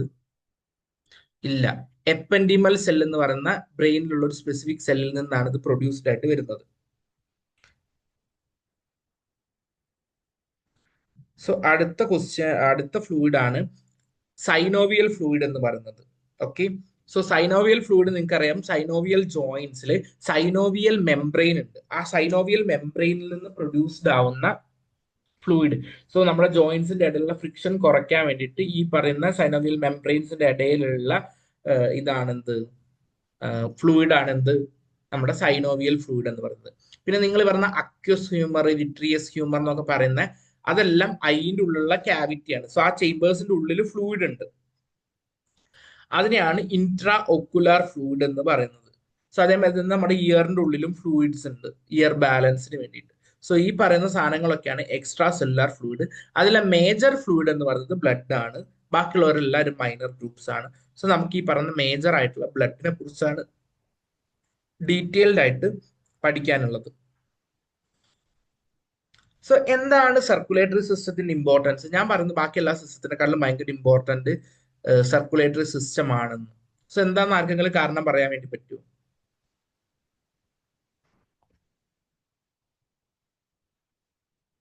ആർക്കെങ്കിലും എന്തെങ്കിലും ജസ്റ്റിഫിക്കേഷൻ പറയാനുണ്ടോ? ഓക്കെ, ഓക്സിജൻ കാരിയർ ആയതുകൊണ്ട്. സോ നിങ്ങളൊന്ന് നോക്കി നോക്കിയേ, ബാക്കി എല്ലാ സിസ്റ്റംസും ഉണ്ട്. ഈ എല്ലാ സിസ്റ്റങ്ങളെയും ഇന്റർ കണക്ട് ചെയ്യുന്ന ഒരു സിസ്റ്റം അല്ലേ circulatory system? So circulatory system is A system that connect all other systems. So ബാക്കി എല്ലാ സിസ്റ്റത്തിനെയും ഇന്റർ കണക്ട് ചെയ്യുന്ന ഒരു സിസ്റ്റമാണ് എന്ത്? ഈ പറയുന്ന സാധനങ്ങൾ. Yes, transport of oxygen, carbon dye ഓക്സൈഡ് എല്ലാം ഉണ്ട്. പക്ഷെ ബാക്കി എല്ലാ സിസ്റ്റങ്ങളുടെയും ഫംഗ്ഷനിങ്ങിനെ കോമൺ ആയിട്ട് ഇൻഫ്ലുവൻസ് ചെയ്യാൻ വേണ്ടി പറ്റുന്ന ഒരു സിസ്റ്റമാണ് എന്ത്? സർക്കുലേറ്ററി സിസ്റ്റം എന്ന് പറയുന്നത്. സോ അതുകൊണ്ടാണ് അത് വളരെ ഇമ്പോർട്ടന്റ് ആയിട്ട്. ഇനി നമുക്ക് നോക്കാനുള്ളത് ബ്ലഡ് ആണ്. ബ്ലഡിന്റെ മേജർ പ്രോപ്പർട്ടീസും ബ്ലഡിന്റെ മേജർ ഫങ്ഷൻസും ആണ് ഇനി നോക്കാനുള്ളത്. സോ നിങ്ങൾക്ക് എല്ലാവർക്കും അറിയാം, ബ്ലഡ് എന്ന് പറയുന്നത് ഒരു കണക്റ്റീവ് ടിഷ്യൂ ആണ്. സോ നമ്മുടെ ബോഡിയിൽ ഒരൊറ്റ കണക്റ്റീവ് ടിഷ്യൂ ഉള്ളൂ, അത് ഫ്ലൂയിഡ് നാച്ചറിൽ ഇരിക്കുന്നത്. So blood is A soft and fragile fluid connective tissue. So blood എന്തായിരിക്കും ഇങ്ങനെ ഫ്ലൂയിഡ് നാച്ചർ ആവാൻ കാരണം? യൂഷ്വലി സെല്ലുകൾ എല്ലാവരും ഉണ്ടായിരിക്കും. സോ യൂഷ്വൽ സെല്ലുകൾ ഉണ്ടായിരിക്കും. സെല്ല് ടിഷ്യൂ ആകുമ്പം ആ പറയുന്ന സെല്ലുകളെ തമ്മിൽ ജോയിൻ ചെയ്യിപ്പിക്കാൻ വേണ്ടിയിട്ട് സെല്ലിന് പുറമേ ഉള്ള സാധനത്തിന്റെ പേരാണ് എക്സ്ട്രാ സെല്ലുലാർ മെട്രിക്സ്. അതായത് സിമ്പിൾ ആയിട്ട് ഞാൻ പറയുകയാണെങ്കിൽ, നമ്മളിപ്പം നിങ്ങൾ വീട് ഉണ്ടാക്കാന്ന് വിചാരിച്ചോ. സോ കല്ലുകൾ ഇങ്ങനെ അടുക്കി അടുക്കി അടുക്കി വെച്ചിട്ടാണ് ഈ പറയുന്ന വീട് ഉണ്ടാക്കുന്നത്, അല്ലെങ്കിൽ ഇഷ്ടിക അടുക്കി വെച്ചിട്ട്. സോ നിങ്ങൾ സിമെന്റ് ഒന്നും യൂസ് ചെയ്യുന്നില്ല, ഒരു ഇഷ്ടിക വെച്ചു, സ്ക്വയർ ഷേപ്പിൽ വെച്ചു, അതിന് മുകളിൽ ഇങ്ങനെ ലെയർ ലെയർ ആയിട്ട് വെച്ചു. എന്നിട്ട് പെട്ടെന്ന് നിങ്ങളൊന്ന് തട്ടിക്കഴിഞ്ഞാൽ എന്ത് സംഭവിക്കും? അത് ബ്രോക്കൺ ഡൗൺ ആയി പോവില്ലേ? കാരണം എന്താ? അവിടെ ഒരു സിമെന്റിങ് മെറ്റീരിയൽ ഇല്ല. സോ നമ്മൾ സിമെന്റ് വെച്ചു, ഒരു ലെയർ സിമെന്റ് വെച്ചു, ദെൻ അതിന്റെ മുകളിൽ ഇഷ്ടിക വെച്ചു, ദെൻ വീണ്ടും സിമെന്റ് ഇടുന്നു, ദെൻ അതിന്റെ മുകളിൽ വെക്കുന്നു. സോ ആ സെല്ലുകൾ തമ്മിൽ എന്ത് ചെയ്യുന്നു? കണക്ട് ചെയ്യാൻ വേണ്ടിയിട്ടുള്ള ഒരു മെറ്റീരിയൽ ഉണ്ട്. സോ നമ്മൾ വീട് പണിയുമ്പോൾ സിമെന്റ് എന്തിനാണ് യൂസ് ചെയ്യുന്നത്? അതേപോലെ തന്നെ യൂസ് ചെയ്യുന്നതാണ് എന്ത്? സെൽസിനെ തമ്മിൽ, അതായത് സെല്ലുകൾ ടിഷ്യൂ ആവുമ്പോൾ അവരുടെ പുറമെ അവരുടെ ജോയിനിങ്ങിന് വേണ്ടി ഹെൽപ്പ് ചെയ്യുന്നതാണ് എക്സ്ട്രാ സെല്ലുലാർ മെട്രിക്സ്. ഈ എക്സ്ട്രാ സെല്ലുലാർ മെട്രിക്സിന്റെ മുകളിലേക്കാണ് സെൽസ് അറേഞ്ച്ഡ് ആവുക. സോ ബ്ലഡിന്റെ കേസിൽ ഇവരുടെ എക്സ്ട്രാ സെല്ലുലാർ മെട്രിക്സ് എന്ന് പറയുന്നത് ഫ്ലൂയിഡ് നാച്ചറിലാണുള്ളത്. സോ ബ്ലഡിന്റെ extracellular matrix fluid natural ആയതുകൊണ്ടാണ് ബ്ലഡ് എന്തായത്? ലിക്വിഡ് നാച്ചറിലേക്ക് വന്നത്, അല്ലെങ്കിൽ ഫ്ലൂയിഡിലേക്ക് വന്നത്. So the one and only fluid connective tissue that is soft and fragile, അതാണ് എന്ത്? ബ്ലഡ് എന്ന് പറയുന്നത്. സോ ബ്ലഡിന്റെ പി എച്ച് എത്രയാണെന്ന് നിങ്ങൾക്ക് അറിയാലോ? 7.3 to 7.4 ആണ്. സ്ലൈറ്റ്ലി ആൽക്കലൈൻ നാച്ചർ ആണ്. സോ ബ്ലഡ് എപ്പോഴും അതിന് പി എച്ച് മെയിൻറ്റെയിൻ ചെയ്യും. കാരണം എന്താണ്? Blood is a buffer. So ബ്ലഡിൽ ബൈകാർബണേറ്റ് ബഫർ സിസ്റ്റം ഉള്ളത് കൊണ്ട് ആ പറയുന്ന ബ്ലഡിന്റെ പി എച്ച്, നമ്മൾ അസിഡിക് ഫുഡ് കഴിച്ചാലും ബേസിക് ഫുഡ് കഴിച്ചു കഴിഞ്ഞാലും ഒക്കെ അത് ഡൈജഷൻ നടന്നു കഴിഞ്ഞ് ബ്ലഡിലേക്ക് അബ്സോർബ് ആവും. ഈ അസിഡിക് മെറ്റീരിയലും ബേസിക് മെറ്റീരിയലും എന്ത് സാധനങ്ങൾ വന്നു കഴിഞ്ഞാലും ബ്ലഡ് അതിന്റെ പി എച്ച് ഒരിക്കലും മാറ്റില്ല. So blood is a buffer. And major ആയിട്ടുള്ള ഒരു കോൺട്രിബ്യൂഷൻ ആണ് നമ്മുടെ ബോഡി ടോട്ടൽ ബോഡി വെയിറ്റിന്റെ 8% കോൺട്രിബ്യൂട്ട് ചെയ്യുന്നത് ബ്ലഡാണ്. അത് മാത്രമല്ല, ഒരു ഹെൽത്തി അഡൾട്ടിൽ 5 to 6 ലിറ്റേഴ്സ് ഓഫ് ബ്ലഡ് ആയിരിക്കും ഉണ്ടായിരിക്കുക. ബ്ലഡിനെ കുറിച്ച് പഠിക്കുന്ന സ്റ്റഡി ബ്രാഞ്ചിന്റെ പേരാണ് haematology.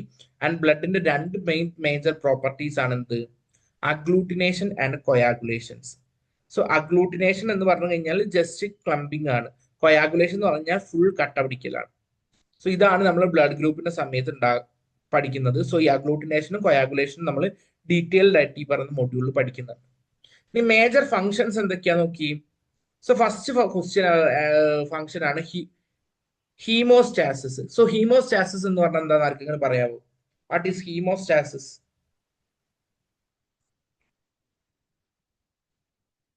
Haemostasis. So blood helps in haemostasis.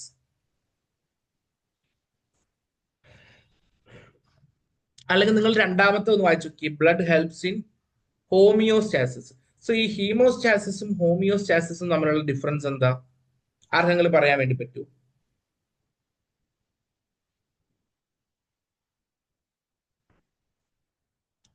Haemostasis and ഒരാൾ പറഞ്ഞിട്ടുണ്ട്, അഖില പറഞ്ഞിട്ട് homeostasis is an overall balance ആണ്. ഹീമോസ്റ്റാസിസ് എന്നാ, ഹീമോ എന്ന് പറഞ്ഞു കഴിഞ്ഞാൽ ബ്ലഡ്, സ്റ്റാസിസ് എന്ന് പറഞ്ഞാൽ സ്റ്റോപ്പ്. സോ നമ്മുടെ ബോഡിയിൽ എന്തെങ്കിലും മുറിവ് ഉണ്ടായി കഴിഞ്ഞാൽ അപ്പൊ എന്ത് ചെയ്യും? അവിടെ നിന്ന് ബ്ലീഡിങ് നടക്കും. സോ ഈ ബ്ലീഡിങ് നടന്നു കഴിഞ്ഞാൽ ബ്ലഡ് ഫുള്ള് ലോസ് ആയി പോവില്ലേ? സോ അതിന് വേണ്ടിയിട്ട് ബ്ലഡിന് തന്നെ എന്ത് പ്രോപ്പർട്ടി ഉണ്ട്? കൊയാഗുലേഷൻ പ്രോപ്പർട്ടി ഉണ്ട്. അതിനെയാണ് നമ്മൾ എന്ത് വിളിക്കുന്നത്? ഹീമോസ്റ്റാസിസ്. സോ ബ്ലഡ് എവിടെയെങ്കിലും മുറിവ് ഉണ്ടാക്കി കഴിഞ്ഞാൽ ബ്ലീഡിങ് തുടങ്ങി കഴിഞ്ഞാൽ ആ ബ്ലഡിനെ അവിടെ ക്ലോട്ട് ചെയ്ത് സ്റ്റോപ്പ് ചെയ്യാനും ബ്ലഡിന് അറിയാം. സോ ബ്ലഡ് ബോഡിയുടെ ഉള്ളിൽ നിന്ന് മെറ്റീരിയൽസ് ഒന്നും മിസ്സായി പോവാണ്ട് ക്ലോഗ് ചെയ്ത് നിർത്താൻ അല്ലെങ്കിൽ ഹീമോസ്റ്റാസിസ് നടത്തി നിർത്താനും ഇവർക്ക് പറ്റും. അടുത്തതാണ് ഹോമിയോസ്റ്റാസിസ്. നമ്മുടെ ബോഡിയിലേക്ക് ഓവറായിട്ട് ഫുഡ് മെറ്റീരിയൽസ് വന്നു കഴിഞ്ഞാൽ അതിനെ അബ്സോർബ് ചെയ്യാനും നമ്മുടെ ബോഡിയിൽ ടോക്സിൻസ് വന്നു കഴിഞ്ഞാൽ അത് റിലീസ് ചെയ്യാനും സോ എക്സ്ക്രീറ്ററി സിസ്റ്റം ആയിട്ടുള്ള കണക്ഷൻസ്, അതേമാതിരി തന്നെ റെസ്പിറേറ്ററി സിസ്റ്റം ആയിട്ടുള്ള കണക്ഷൻസ്. സോ നമ്മുടെ ബോഡിയിലേക്ക് ഇൻടേക്കിൽ എന്ത് മെറ്റീരിയൽസ് വന്നു കഴിഞ്ഞാലും അത് ഓവർ അക്യുമുലേറ്റ് ചെയ്യാണ്ട് പുറമേക്ക് വിടാനും ഒക്കെ ഹെൽപ്പ് ചെയ്യുന്നത് ആരാണ്? ബ്ലഡ് ആണ്. ഓക്കെ, ദെൻ നിങ്ങൾക്ക് അറിയുന്ന രണ്ട് ടോപ്പിക്സ് ആണ് ട്രാൻസ്പോർട്ടേഷൻസ്. സോ ട്രാൻസ്പോർട്ടേഷൻസ് നിങ്ങൾക്കറിയാം, ഓക്സിജൻ, പിന്നെ ഈ പറഞ്ഞ മാതിരി തന്നെ carbon dye oxide, nutrients, minerals, food materials എല്ലാത്തിനും ട്രാൻസ്പോർട്ട് നടത്തുന്നുണ്ട് ബ്ലഡ്. അതാണ് അതിന്റെ മേജർ പ്രൈമറി ഫങ്ഷൻ. അടുത്തതാണ് തെർമോ റെഗുലേഷൻസ്. സോ ബ്ലഡ് എങ്ങനെയാ തെർമോ റെഗുലേഷൻസ് നടത്തുന്നത്? ആർക്കെങ്കിലും പറയാൻ വേണ്ടി പറ്റുമോ? How blood helps in thermoregulation. നമ്മുടെ ബോഡിയുടെ ടെമ്പറേച്ചർ കൺട്രോൾ ചെയ്യാൻ വേണ്ടിയിട്ട് ബ്ലഡ് ഹെൽപ്പ് ചെയ്യുന്ന പറഞ്ഞത്. എങ്ങനെയായിരിക്കും? ആർക്കെങ്കിലും എന്തെങ്കിലും ഗസ് ഉണ്ടോ?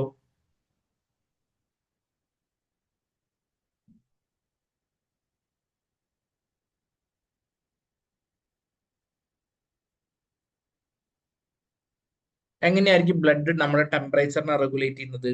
നിങ്ങൾക്കറിയാം, നമ്മുടെ ബോഡിയിൽ ചൂട് കൂടി കഴിഞ്ഞാൽ ഓട്ടോമാറ്റിക്കലി നമുക്ക് എന്ത് ചെയ്യും? സ്വെറ്റിങ് വരും. സ്വെറ്റിങ് വരുന്നതിന്റെ ആ വാട്ടർ എവിടുന്നാ വരുന്നത്?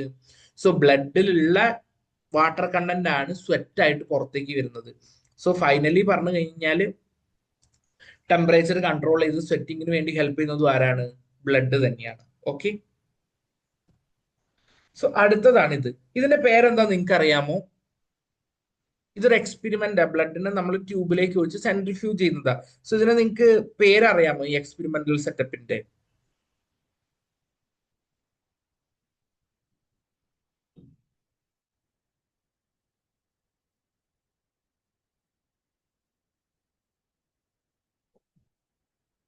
ആർക്കെങ്കിലും അറിയാവോ? ഓക്കെ, ഒരാൾ ആൻസർ തന്നിട്ടുണ്ട്. ഇല്ല, പേരറിയില്ല. സോ ഇതിന്റെ പേരാണ് ഹെമറ്റോക്രിറ്റ്. ഓക്കെ, ഇത് നമ്മൾ യൂഷ്വൽ കാണുന്ന ട്യൂബ് അല്ല. സോ ഇതിന് സ്പെസിഫിക് ട്യൂബ് ഉണ്ടാവും. അതിലേക്ക് നമ്മൾ ബ്ലഡ് കളക്ട് ചെയ്തതിന് ശേഷം നമ്മൾ സെൻട്രിഫ്യൂജ് ചെയ്യാം. അപ്പൊ നിങ്ങൾക്ക് നോക്കിക്കഴിഞ്ഞ് കഴിഞ്ഞാല് മൂന്ന് റീജിയൻസ് കാണാൻ വേണ്ടി പറ്റും. ഏതൊക്കെ റീജിയൻസ് ആണ്? ഏറ്റവും മുകളിൽ നിങ്ങൾക്ക് ഒരു സ്ലൈറ്റ് യെല്ലോ കളേർഡ് ഫ്ലൂയിഡ് കാണാൻ വേണ്ടി പറ്റും. ആ ഫ്ലൂയിഡിനെ വിളിക്കുന്ന പേരാണ് എന്ത്?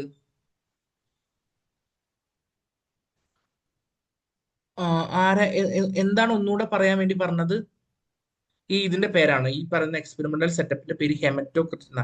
ഒരു നാരോ ട്യൂബാണ്. അതിലേക്ക് നമ്മൾ ബ്ലഡ് ഫില്ല് ചെയ്യും. ദെൻ അതിനുശേഷം നമ്മൾ എന്ത് ചെയ്യുന്നു? അതിനെ കോട്ടൺ പ്ലഗ് വെച്ചിട്ട് വേറൊരു ടെസ്റ്റ് ട്യൂബിനുള്ളിലേക്ക് ഇറക്കി നമ്മൾ സെൻട്രിഫ്യൂജ് ചെയ്തെടുക്കുന്നു. ഓക്കെ, അങ്ങനെ ജസ്റ്റ് സെൻട്രിഫ്യൂജ് എടുത്തു കഴിഞ്ഞ് കഴിഞ്ഞാൽ ബ്ലഡിലുള്ള മേജർ കമ്പോണൻസ് സെല്ലുകൾ. സോ സെല്ലുകളെല്ലാം താഴെ സെറ്റിൽഡ് ആവും. ഫ്ലൂയിഡ് കമ്പോണന്റ് മുകളിൽ വരും. സോ ആ മുകളിലുള്ള ഫ്ലൂയിഡ് കമ്പോണന്റിന്റെ പേരാണെന്ത്? Plasma. Okay, so slight yellow colour fluid portion ആണ് പ്ലാസ്മ എന്ന് പറയുന്നത്. സോ എന്തുകൊണ്ടാണ് നിങ്ങൾക്ക്, മേ ബി ഞാൻ ജസ്റ്റ് ഒരു ക്യൂരിയോസിറ്റി, നിങ്ങൾക്ക് പറയാൻ വേണ്ടി പറ്റുമോ എന്തുകൊണ്ടാണ് ഈ പ്ലാസ്മയ്ക്ക് സ്ലൈറ്റ് യെല്ലോ കളർ? നമ്മളൊരു സ്ട്രോ കളേർഡ് ഫ്ലൂയിഡ് എന്നാണ് പറയുന്നത്. എന്തായിരിക്കും ഈ പറയുന്ന യെല്ലോ കളർ എന്ന് നിങ്ങൾക്ക് പറയാൻ വേണ്ടി പറ്റുമോ? ട്രാൻസ്പെറന്റ് ഫ്ലൂയിഡ് ഒന്നുമില്ല, കളക്ട് ചെയ്ത് കഴിഞ്ഞാൽ സ്ലൈറ്റ് ഒരു യെല്ലോ കളർ ഉണ്ടായിരിക്കും.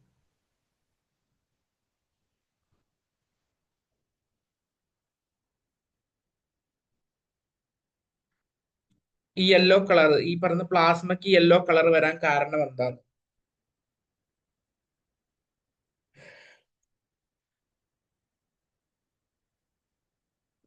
ഓക്കെ, ആരെ ആൻസർ തന്നിട്ടുണ്ട്? യെസ്, ഗോപിക സാബു പറഞ്ഞത് വളരെ കറക്റ്റ് ആണ്. നമ്മുടെ ബ്ലഡില് നമ്മുടെ ഈ ആർ ബി സി തന്നെ സ്പ്ലീനിൽ പോയി ഡീഗ്രേഡഡ് ആയി കഴിഞ്ഞാൽ ആർ ബി സിനെ ഡീഗ്രേഡഡ് ആയി കഴിഞ്ഞാൽ കിട്ടുന്ന പ്രൊഡക്റ്റ് ആണ് ബിലിറൂബിനും ബിലിവെർഡിനും. അത് വീണ്ടും ഈ പറയുന്ന കിഡ്നിയിലേക്ക് പോയിട്ട് അവിടെ നിന്ന് ഫിൽട്രേഷൻ നടന്നിട്ട് യൂറിനിലേക്ക് ഈ പോകുന്ന ബിലിറൂബിൻ ബിലിവെർഡിൻ അത് ഫസ്റ്റ് വരുന്നത് ബ്ലഡിലേക്ക് തന്നെയാണ്. സോ അതുകൊണ്ടാണ് ഈ പറയുന്ന പ്ലാസ്മയിൽ എന്തുണ്ടാവും? ബിലിറൂബിൻ ബിലിവെർഡിൻ പോലുള്ള excretory materials, regulatory materials, nutrients, vitamins, minerals ഇതെല്ലാം ഉണ്ടായിരിക്കും. സോ നമ്മൾ ടോട്ടൽ എടുത്ത് നോക്കുകയാണെന്ന് വെച്ച് കഴിഞ്ഞാൽ ഇതിന്റെ കോമ്പോസിഷൻ നോക്കുകയാണെങ്കിൽ ടോട്ടൽ ബ്ലഡ് എടുത്തതിൽ 55%. സോ 100 ml എടുത്തു കഴിഞ്ഞാൽ അതിൽ 55 ml എന്തായിരിക്കും, പ്ലാസ്മ ആയിരിക്കും. ബാക്കിയുള്ള 45 കമ്പോണന്റേ ഉള്ളൂ എന്തുണ്ടാവുക, പാക്ഡ് സെൽ വോളിയം എന്ന് പറയുന്നത്. ഇത് നമ്മുടെ ബ്ലഡിന്റെ സെല്ലുലാർ കമ്പോണന്റ് എന്ന് പറയുന്നത് പാക്ഡ് സെൽ വോളിയം. അതിന് രണ്ട് പോർഷൻസ് നിങ്ങൾക്ക് കാണാൻ വേണ്ടി പറ്റുന്നുണ്ട്. രണ്ട് പോർഷൻസ് വിസിബിൾ ആണോ നിങ്ങൾക്ക്? ഒരു മുകളിൽ ചെറിയൊരു ബഫി കോട്ട് ഉണ്ട്. ബഫി കോട്ട് എന്ന് പറഞ്ഞാൽ ഒരു വൈറ്റ് ട്രാൻസ്പെറന്റ് ഒരു ടർബിഡ് ആയിട്ടുള്ള ഒരു റീജിയൻ. സോ ഇതിന്റെ രണ്ടിന്റെ ഇന്റർസെക്ഷൻ പോയിന്റിൽ ബഫി കോട്ട് ഉണ്ട്. താഴെ നിങ്ങൾക്ക് നോക്കി കഴിഞ്ഞാൽ റെഡ് കളർ പോർഷൻ കാണാം. ആ റെഡ് കളർ പോർഷൻ ആണ് എന്ത്, RBC എന്ന് പറയുന്നത്. ആൻഡ് ഇൻ ബിറ്റ്വീനുള്ള ലെയർ ആണ് എന്ത്, ബഫി കോട്ട്. ബഫി കോട്ടിൽ എന്തായിരിക്കും ഉണ്ടായിരിക്കുക? സോ ആ ബഫി കോട്ട് ലെയറിലാണ് എന്തുള്ളത്, WBCs അക്യുമുലേറ്റ് ചെയ്തിരിക്കുക. സോ RBCനെ വെച്ച് കമ്പയർ ചെയ്യുമ്പോൾ WBC കുറവാണ്, അതുകൊണ്ടാണ് ചെറിയ പോർഷൻസ് കണ്ടോ. 1% താഴെ മാത്രമേ എന്തുള്ളൂ, ബഫി കോട്ട് ഉണ്ടാവുള്ളൂ. ഓക്കെ, അതിന്റെ കോൺട്രിബ്യൂഷൻ. സോ ഇനി നമുക്ക് നോക്കാനുള്ളത് ബ്ലഡും ബ്ലഡിന്റെ കമ്പോണൻസും എന്തൊക്കെയാണെന്നുള്ളത്. സോ അതിന്റെ ഡീറ്റെയിൽഡ്. സോ അതിലെ പ്ലാസ്മയെ കുറിച്ചാണ് നമ്മളിപ്പം പറയാൻ വേണ്ടി പോകുന്നത്. സോ പ്ലാസ്മയിൽ നോക്കിക്കഴിഞ്ഞാൽ പ്ലാസ്മയുടെ മേജർ കമ്പോണന്റ് 90%ഓളം പ്ലാസ്മയിൽ കാണുന്നത് വാട്ടർ ആണ്. ദെൻ അത് കഴിഞ്ഞ് മിനറൽസും ഗ്യാസസും കാണുന്നുണ്ട് 1%. ദെൻ പ്രോട്ടീൻസ് കാണുന്നുണ്ട് 6 to 8% ആണ്. അടുത്തതാണ് regulatory elements and nutrients. So ആ റെഗുലേറ്ററി എലമെന്റ്സ് എന്തായിരിക്കും എന്ന് പറയാൻ വേണ്ടി പറ്റുമോ? What are the regulatory elements scene in plasma and nutrients? Nutrients നിങ്ങൾക്ക് എന്തൊക്കെ വേണമെങ്കിൽ പറയാം.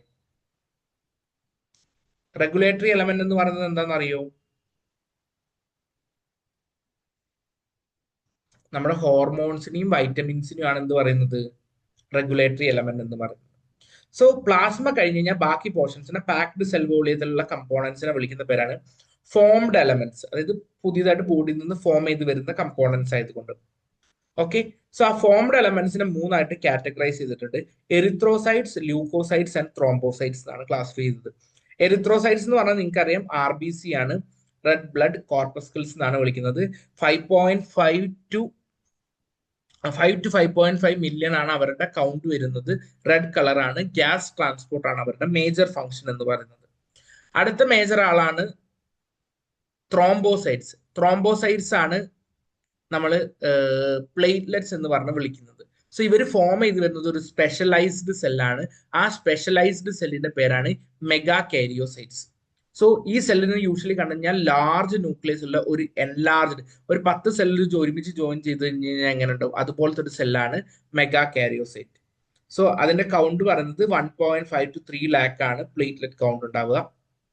അവരുടെ major function homeostasis, clotting form ചെയ്യാൻ വേണ്ടിയിട്ടാണ് ഹെൽപ്പ് ചെയ്യുന്നത്. സോ ബ്ലഡ് ബ്ലീഡിങ് തുടങ്ങി കഴിഞ്ഞാൽ അത് സ്റ്റോപ്പ് ചെയ്യാൻ വേണ്ടി ഫംഗ്ഷൻ ചെയ്യുന്നതാണ് ത്രോംബോസൈറ്റ്സ്. അടുത്തതാണ് മേജർ കമ്പോണന്റ് ല്യൂക്കോസൈറ്റ്സ്. സോ ല്യൂക്കോസൈറ്റ്സിനെ ഗ്രാനുലോസൈറ്റ്സ് എന്നും എഗ്രാനുലോസൈറ്റ്സ് എന്നും ക്ലാസിഫൈ ചെയ്തിട്ടുണ്ട്. Granulocytes contain granules in cytoplasm. സൈറ്റോപ്ലാസത്തിൽ ഗ്രാനുലാർ കമ്പോണൻസ് കണ്ടെയ്ൻ ചെയ്ത് കഴിഞ്ഞാൽ അവരെ ഗ്രാനുലോസൈറ്റ്സ് എന്ന് വിളിക്കും. സോ അതിൽ വരുന്ന ആൾക്കാരാണ് basophil, neutrophil and eosinophil. Basophil less than 1% ഉള്ളൂ. ന്യൂട്രോഫിൽസ് ആണ് മേജർ കമ്പോണന്റ്, 60 to 65, അറൌണ്ട് 70% വരും. ഈസ്നോഫിൽസ് 2%, 2 to 3% ആണുള്ളത്. പിന്നുള്ളതാണ് എഗ്രാനുലോസൈറ്റ്സ്. അതിൽ വരുന്നതാണ് monocyte, lymphocyte and natural killer cell. Natural killer സെല്ലിന്റെ ഫംഗ്ഷൻ എന്താണെന്ന് ആർക്കെങ്കിലും അറിയോ? സോ നിങ്ങൾക്ക് മോണോസൈറ്റും ലിംഫോസൈറ്റും അറിയാം. ലിംഫോസൈറ്റ്സ് തന്നെ രണ്ട് ടൈപ്പ് ഉണ്ട്. ബി ലിംഫോസൈറ്റും ടി ലിംഫോസൈറ്റ്സും ഉണ്ട്. ബി ലിംഫോസൈറ്റിന്റെ രണ്ട് കാറ്റഗറി ഉണ്ട്, മെമ്മറി ബി സെല്ലും പ്ലാസ്മ സെല്ലും. T lymphocytes T helper, T cytotoxic and പുതിയതായിട്ട് വരുന്ന ഒരു കാറ്റഗറി ഉണ്ട്, അതാണ് T suppressor cell. Okay, so ഈ പറയുന്ന മോണോസൈറ്റ്സ് ആണ് ഗ്രാജുവലി പോയിട്ട് കണ്ടോ 6 to 8% ആണ്. മോണോസൈറ്റ്സിന്റെ ട്രാൻസ്ഫോർമേഷൻ നടന്നിട്ട് അവർ ടിഷ്യൂ മാക്രോഫേജ് ആയിട്ട് മാറും. NK സെൽസ് എന്ന് പറയുന്നത് നാച്ചുറൽ കില്ലർ സെൽസ് ആണ്. ഇവരെ കുറിച്ച് നിങ്ങൾ എവിടെയെങ്കിലും കേട്ടിട്ടുണ്ടോ? ഈ നാച്ചുറൽ കില്ലർ സെൽസ് ആണ് എന്ത് ചെയ്യുന്നത്, നമ്മുടെ ബോഡിയിൽ ഏതെങ്കിലും പോയിന്റിൽ ഏതെങ്കിലും സെല്ലിനെ വൈറസ് ഇൻഫെക്ട് ചെയ്തിട്ടുണ്ടെങ്കിൽ ആ സെല്ലിനെ കില്ല് ചെയ്യുന്നതും, ഏതെങ്കിലും സെല്ല് ട്യൂമർ സെല്ലായിട്ട് മാറുന്നത് അത് ഇനീഷ്യലി റെക്കഗ്നൈസ് ചെയ്ത് കില്ല് ചെയ്യുന്നതും ഈ പറയുന്ന നാച്ചുറൽ കില്ലർ സെല്ലാണ്. സോ നമ്മുടെ ബോഡിയിൽ ട്യൂമർ ഫോം ചെയ്യാതിരിക്കുക, കാർസിനോജൻസ് വരാതിരിക്കുക, അതിനാണ് ഹെൽപ്പ് ചെയ്യുന്നത് ഈ പറഞ്ഞ NK സെൽസ് എന്ന് പറയുന്നത്. സോ പ്ലാസ്മയിലേക്ക് വരുമ്പോൾ കണ്ടോ യെല്ലോ വിസ്കസ് ഫ്ലൂയിഡ് ആണ്. 55% ആണ് ടോട്ടൽ വരുന്നത്. അതിന്റെ മേജർ കമ്പോണന്റ് വാട്ടർ ആണ്. Then minerals, electrolytes. സോ അതിൽ മെയിൻ ഫസ്റ്റ് പഠിച്ചു വെക്കുന്ന രണ്ട് കാര്യമുണ്ട്. ബോഡിയിലുള്ള മേജർ എക്സ്ട്രാ സെല്ലുലാർ അയോൺ ഏതാന്ന് ചോദിച്ചു കഴിഞ്ഞാൽ that is sodium. Okay. So അപ്പൊ നിങ്ങൾക്ക് പറയാൻ വേണ്ടി പറ്റും which is the major intra cellular ion. സെല്ലിന്റെ പുറമെ ഏറ്റവും കൂടുതൽ കാണുന്ന അയോൺ എന്ന് പറയുന്നത് സോഡിയം ആണ്. സെല്ലിന്റെ ഉള്ളിൽ ഏറ്റവും കൂടുതൽ കാണുന്ന അയോൺ ഏതാന്ന് പറയാൻ വേണ്ടി പറ്റും. സോ ഇതൊക്കെ മെയിൻലി നമ്മൾ അറിഞ്ഞു വെക്കേണ്ട സാധനമാണ്. Major intra cellular ion, major extra cellular ion. Okay, answer പറഞ്ഞിട്ടുണ്ട്. കാൽഷ്യം അല്ല, പൊട്ടാസ്യം ആണ് കേട്ടോ. സോ കാൽഷ്യത്തിന് ഇമ്പോർട്ടന്റ് റോൾ ഉണ്ട്, പക്ഷെ major intra cellular ion potassium ആണ്. ഓക്കെ, K+ ആണ്. അടുത്തതാണ് റെഗുലേറ്ററി എലമെന്റ്സ്, വിറ്റാമിൻസ്, ഹോർമോൺസ് ഒക്കെ വരുന്നത്. സോ അതിൽ ബൈകാർബണേറ്റ്, ഗ്ലൂക്കോസ്, അമിനോ ആസിഡ്സ് അതൊക്കെ വരുന്നുണ്ട്.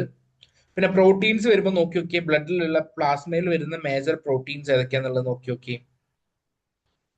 സോ കണ്ടോ, പ്രോട്ടീൻസ് 6 to 8% ആണ്.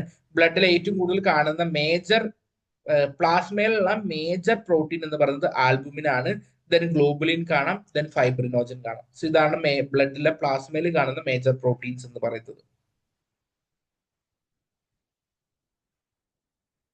സോ ഈ പറയുന്ന പ്രോട്ടീൻസ് ആണ് ക്ലോട്ടിങ്ങിനൊക്കെ വേണ്ടി ഹെൽപ്പ് ചെയ്യുന്നത്. ഓക്കെ.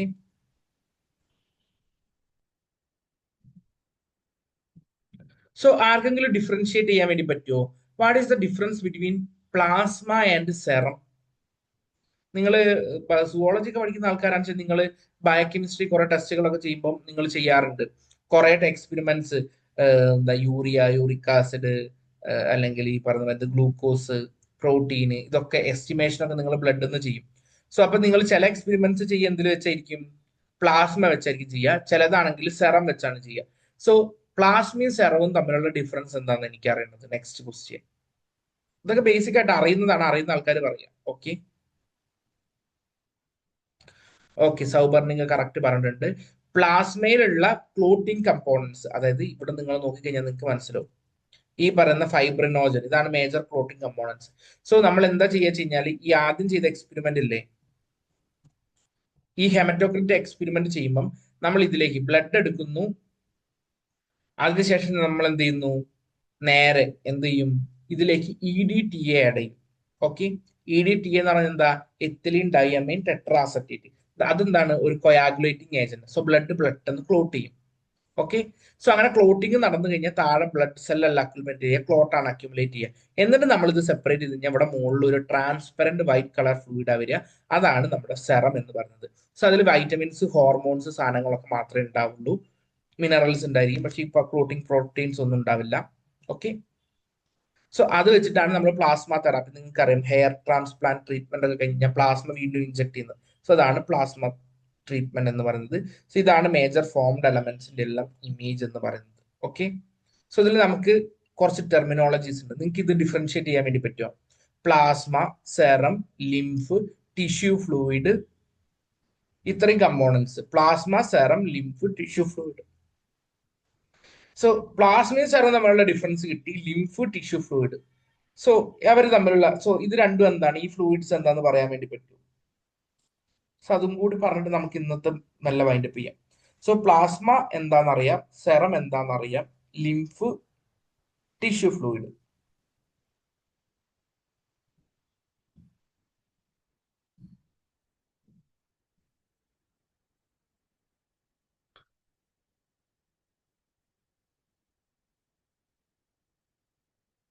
ആർക്കും അറിയില്ലേ?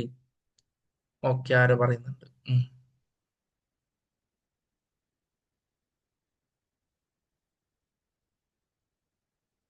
ഓക്കെ, അഖിന പറഞ്ഞത് ലിംഫ് ഗ്ലാൻഡിൽ നിന്ന് ഉണ്ടാവുന്നത് ലിംഫ്, ടിഷ്യൂ ഫ്ലൂയിഡ് ഇന്റർസ്റ്റീഷ്യൽ സ്പേസിൽ കാണുന്നതെന്നാണ്. ഓക്കെ, ഗോപിക ബാബു പറഞ്ഞത് lymph has specific channel. Okay, almost എത്തുന്നുണ്ട്. ഓരോരുത്തർ പറഞ്ഞു വരുമ്പോൾ റെഡി ആവുന്നുണ്ട്.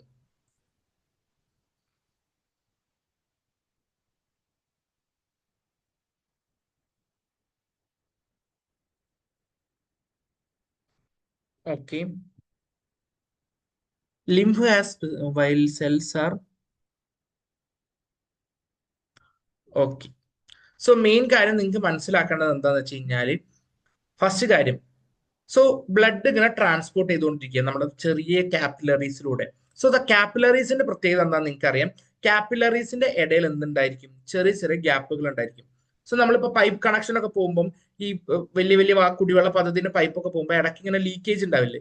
സോ അതേമാതിരി ബ്ലഡ് പമ്പ് ചെയ്യുമ്പം അതിന്റെ ഇടയിലുള്ള ഇൻഡസ്ട്രീഷ്യൽ സ്പേസ് കൂടെ അല്ലെങ്കിൽ ഈ പറയുന്ന കാപ്പിലറി വാൾസിന്റെ ഇടയിൽ കൂടെ ലീക്ക് ഔട്ട് ചെയ്യുന്ന ഫ്ലൂയിഡിനെയാണ് നമ്മൾ എന്ത് വിളിക്കുന്നത്? ടിഷ്യൂ ഫ്ലൂയിഡ് എന്ന് വിളിക്കുന്നത്. സോ ഈ പ്ലാസ്മ മൈനസ് ലാർജർ പ്രോട്ടീൻസ് ആണ് എന്ത്? Tissue fluid. So plasma minus clotting proteins ആണ് serum, plasma minus larger proteins. So high molecular weight ഉള്ള പ്രോട്ടീൻസിൽ നിന്നും ആ ഗ്യാപ്പിലൂടെ പുറത്തേക്ക് വരാൻ വേണ്ടി പറ്റില്ല. സോ സ്മോൾ മോളിക്കുലാർ വെയിറ്റ് ഉള്ള പ്രോട്ടീൻസും ബാക്കി പറയുന്ന പ്ലാസ്മയിലുള്ള ബാക്കി കമ്പോണൻസും കൂടെ വന്നു കഴിഞ്ഞാലാണ് അതിനെയാണ് ടിഷ്യൂ ഫ്ലൂയിഡ് എന്ന് വിളിക്കുന്നത്. സോ ടിഷ്യൂ ഫ്ലൂയിഡ് സെൽസിന്റെ ഇടയിലുള്ള ഗ്യാപ്പിലൊക്കെയാണ് നിൽക്കുന്നത്. സോ അതിനെ തന്നെയാണ് ഇന്റർസ്റ്റീഷ്യൽ ഫ്ലൂയിഡ് എന്ന് പറഞ്ഞ് വിളിക്കുന്നത്. പക്ഷേ ഒരു പർട്ടിക്കുലർ പോയിന്റ് എത്തിക്കഴിഞ്ഞു കഴിഞ്ഞാൽ ഈ പറയുന്ന ലിംഫാറ്റിക് സിസ്റ്റം എന്ന് പറയുന്ന സിസ്റ്റം ഉണ്ട്, അതായത് ചില ഡക്ട് സിസ്റ്റം. സോ ഈ ടിഷ്യൂ ഫ്ലൂയിഡ് അതിന്റെ ഉള്ളിലേക്ക് എൻ്റർ ചെയ്ത് ആ പറയുന്ന ഡക്ട് സിസ്റ്റത്തിൽ കൂടെ ഫ്ലോ ചെയ്യാൻ വേണ്ടി തുടങ്ങിക്കഴിഞ്ഞാൽ അതിനെന്തായി മാറും? ലിംഫായിട്ട് മാറും. സോ ടിഷ്യൂ ഫ്ലൂയിഡ് തന്നെ ഡക്ട് സിസ്റ്റത്തിൽ കൂടെ ഒഴുകി അതിലേക്ക്, സോ അത് അവിടെ ഉള്ള ഒരു കമ്പോണന്റ് എന്താണെന്ന് വെച്ച് കഴിഞ്ഞാൽ ആ ലിംഫാറ്റിക് സിസ്റ്റത്തിലേക്ക് കൂടുതൽ ലിപ്പിഡ് മോളിക്യൂൾസ്, നിങ്ങൾക്ക് അറിയാമല്ലോ നമ്മുടെ ഫുഡിന്റെ ഡൈജഷൻ നടക്കുന്ന സമയത്ത് ലിപ്പിഡ് ഓവർലോഡ് വരുമ്പം ഈ പറയുന്ന ലിപ്പിഡ് കമ്പോണൻസ് ലിംഫാറ്റിക് സിസ്റ്റത്തിലേക്ക് വിട്ടിട്ട് അതുവഴി വീണ്ടും ഫ്ലോ ചെയ്യിപ്പിക്കും. സോ ലിപ്പിഡ് ഓവർലോഡ് ബോഡിയിലേക്ക് കുറയ്ക്കാൻ വേണ്ടിയിട്ട്. സോ മെയിൻലി ഉള്ള കമ്പോണന്റ് ഡിഫറൻസ് ടിഷ്യൂ ഫ്ലൂയിഡ് തന്നെയാണ് ഡക്ട് സിസ്റ്റത്തിൽ കൂടെ ഒഴുകുന്നു. അവിടെ ഉണ്ടാവുന്ന ഫാറ്റ് ഓർ ലിപ്പിഡിന്റെ കണ്ടന്റ് എന്തായിരിക്കും? കൂടുതലായിരിക്കും. So plasma with higher amount of fatty acids and lipids ആയിരിക്കും എന്ത്? നമ്മുടെ ലിംഫ് എന്ന് പറയുന്നത്. ആക്ച്വലി ലിംഫ് ഗ്ലാൻഡ് എന്ന് നമുക്ക് എസ്പെഷ്യലി സ്പെസിഫിക് ആയിട്ട് പറയാൻ വേണ്ടി പറ്റില്ല. പല ടെക്സ്റ്റുകളിലും ലിംഫ് ഗ്ലാൻഡ് എന്ന് പറയുന്നത് എന്താണ്? ലിംഫ് നോഡ്സിനെയാണ് ലിംഫ് ഗ്ലാൻഡ് എന്ന് പറയുന്നത്. ഗ്ലാൻഡ് എന്ന് പറയുമ്പോൾ അതിന് സ്വന്തമായിട്ട് എന്തെങ്കിലും പ്രൊഡ്യൂസിങ് കപ്പാസിറ്റി വേണം. സോ ബെറ്റർ നമ്മൾ ലിംഫ് നോഡ് എന്ന് പറയുന്നത്. ലിംഫ് നോഡ് എന്ന് പറഞ്ഞാൽ ലിംഫാറ്റിക് വെസൽസ് ചില പർട്ടിക്കുലർ പോയിന്റ് എത്തുമ്പോൾ അത് ചില ബൾജിങ് ആയിരിക്കും, ചില കാവിറ്റീസ് മാതിരി അല്ലെങ്കിൽ ബൾജ്ഡ് ആയിട്ടിരിക്കും. സോ അവിടെ കൂടുതൽ നമ്പർ ഓഫ് എന്തായിരിക്കും? ഈ പറയുന്ന ഫ്ലൂയിഡ് അക്യുമുലേറ്റ് ചെയ്തൊരു ചേംബറിൽ ഇരിക്കുന്ന മാതിരി ഇരിക്കും. അതാ ഞാൻ പറഞ്ഞത്, ലിംഫ് പ്രത്യേകിച്ച് വേറൊരു സ്ഥലത്ത് നിന്ന് പ്രൊഡ്യൂസ്ഡ് ആവുന്നതല്ല, ഈ പറയുന്ന ടിഷ്യൂ ഫ്ലൂയിഡ് തന്നെ ഡക്ട് സിസ്റ്റത്തിലേക്ക് അബ്സോർബ്ഡ് ആവുന്നതാണ്. സോ ഈ പറയുന്ന ലിംഫ് ആണെങ്കിലും ഫൈനലി ഡിറൈവ് ചെയ്യുന്നത് എവിടെ നിന്നാണ്? ബ്ലഡിൽ നിന്നാണ് ഡിറൈവ്ഡ് ആവുന്നത്. ഓക്കെ, ക്ലിയർ ആയിട്ടുണ്ടോ ആ പോയിന്റ്?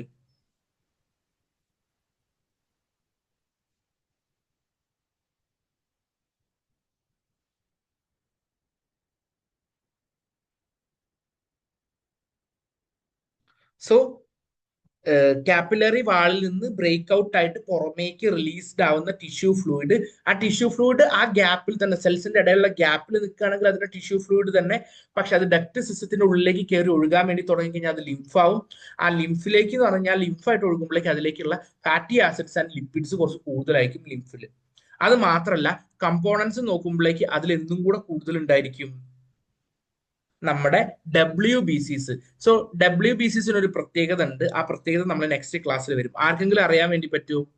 അല്ലെങ്കിൽ ഞാൻ ജസ്റ്റ് ഒന്ന് പറയാം.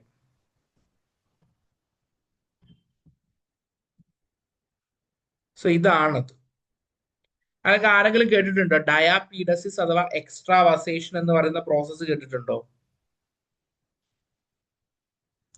സോ ഈ കാപ്പിലറി വാളിന്റെ ഉള്ളിൽ കൂടെ ഫ്ലൂയിഡ് ലീക്ക് ചെയ്യുന്ന പോലെ തന്നെ നമ്മുടെ ഈ പറയുന്ന WBCക്ക് അവരുടെ ഷേപ്പ് അഡ്ജസ്റ്റ് ചെയ്ത് അതിന്റെ ഉള്ളിൽ കൂടെ ഊസ് ഔട്ട് ചെയ്ത് പുറത്തേക്ക് ഇറങ്ങാൻ വേണ്ടി പറ്റും.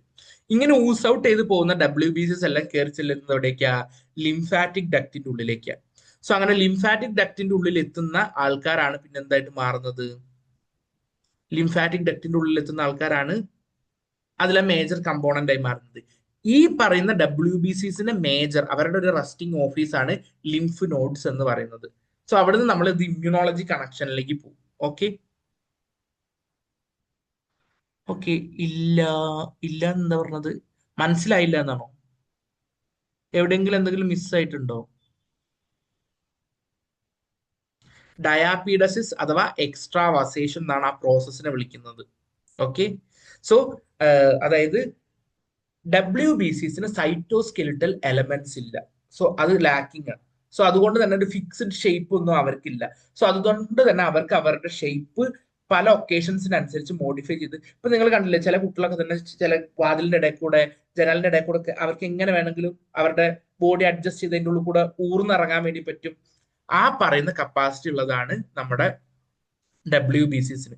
അതിനെ വിളിക്കുന്ന പേരാണ് എന്ത്? ഡയാപീഡസിസ് അഥവാ എക്സ്ട്രാവാസേഷൻ. സോ അതുകൊണ്ടാണ് നമുക്ക് ലിംഫില് WBCs കാണും.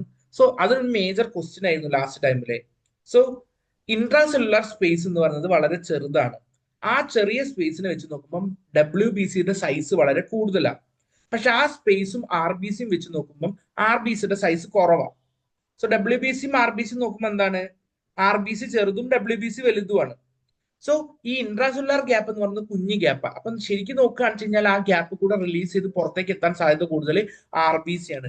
പക്ഷേ ഇതുവഴി പുറത്തേക്ക് ഇറങ്ങി ലിംഫാറ്റിക് സിസ്റ്റത്തിലേക്ക് എത്തുന്നത് WBC ആണ്. എന്തുകൊണ്ട് എന്ന് പറഞ്ഞിട്ടായിരുന്നു ക്വസ്റ്റ്യൻ ചോദിച്ചിട്ടുണ്ടായിരുന്നത്. സോ അതിന്റെ മേജർ കാരണം ഇതാണ്, they lack cytoskeletal system and they have the capacity of diapedesis അഥവാ എക്സ്ട്രാവാസേഷൻ.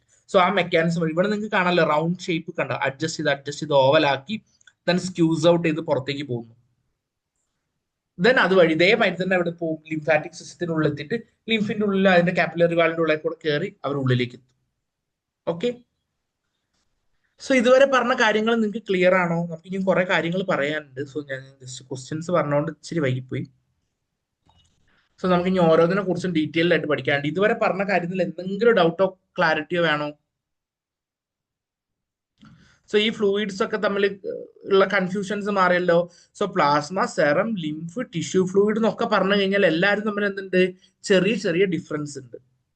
സോ എല്ലാതും ഒന്നാന്ന് വിചാരിക്കരുത്. സോ മാക്സിമം നിങ്ങൾ ഇത് ഡിഫറൻഷിയേറ്റ് ചെയ്യേണ്ട ആ ഒരു പോയിന്റ് പഠിച്ചു വെച്ചാൽ മതി. അതാകുമ്പോൾ നിങ്ങൾക്ക് ഓർത്ത് വെക്കാൻ എളുപ്പം. പ്ലാസ്മ മൈനസ് ക്ലോട്ടിംഗ് പ്രോട്ടീൻസ് ആണ് serum. Plasma minus larger proteins ആണ് ടിഷ്യൂ ഫ്ലൂയിഡ്.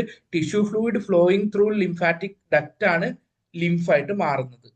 പ്ലസ് അതിൽ ഫാറ്റി ആസിഡ്സിന്റെ കോമ്പോസിഷൻ കൂടുതലായിരിക്കും.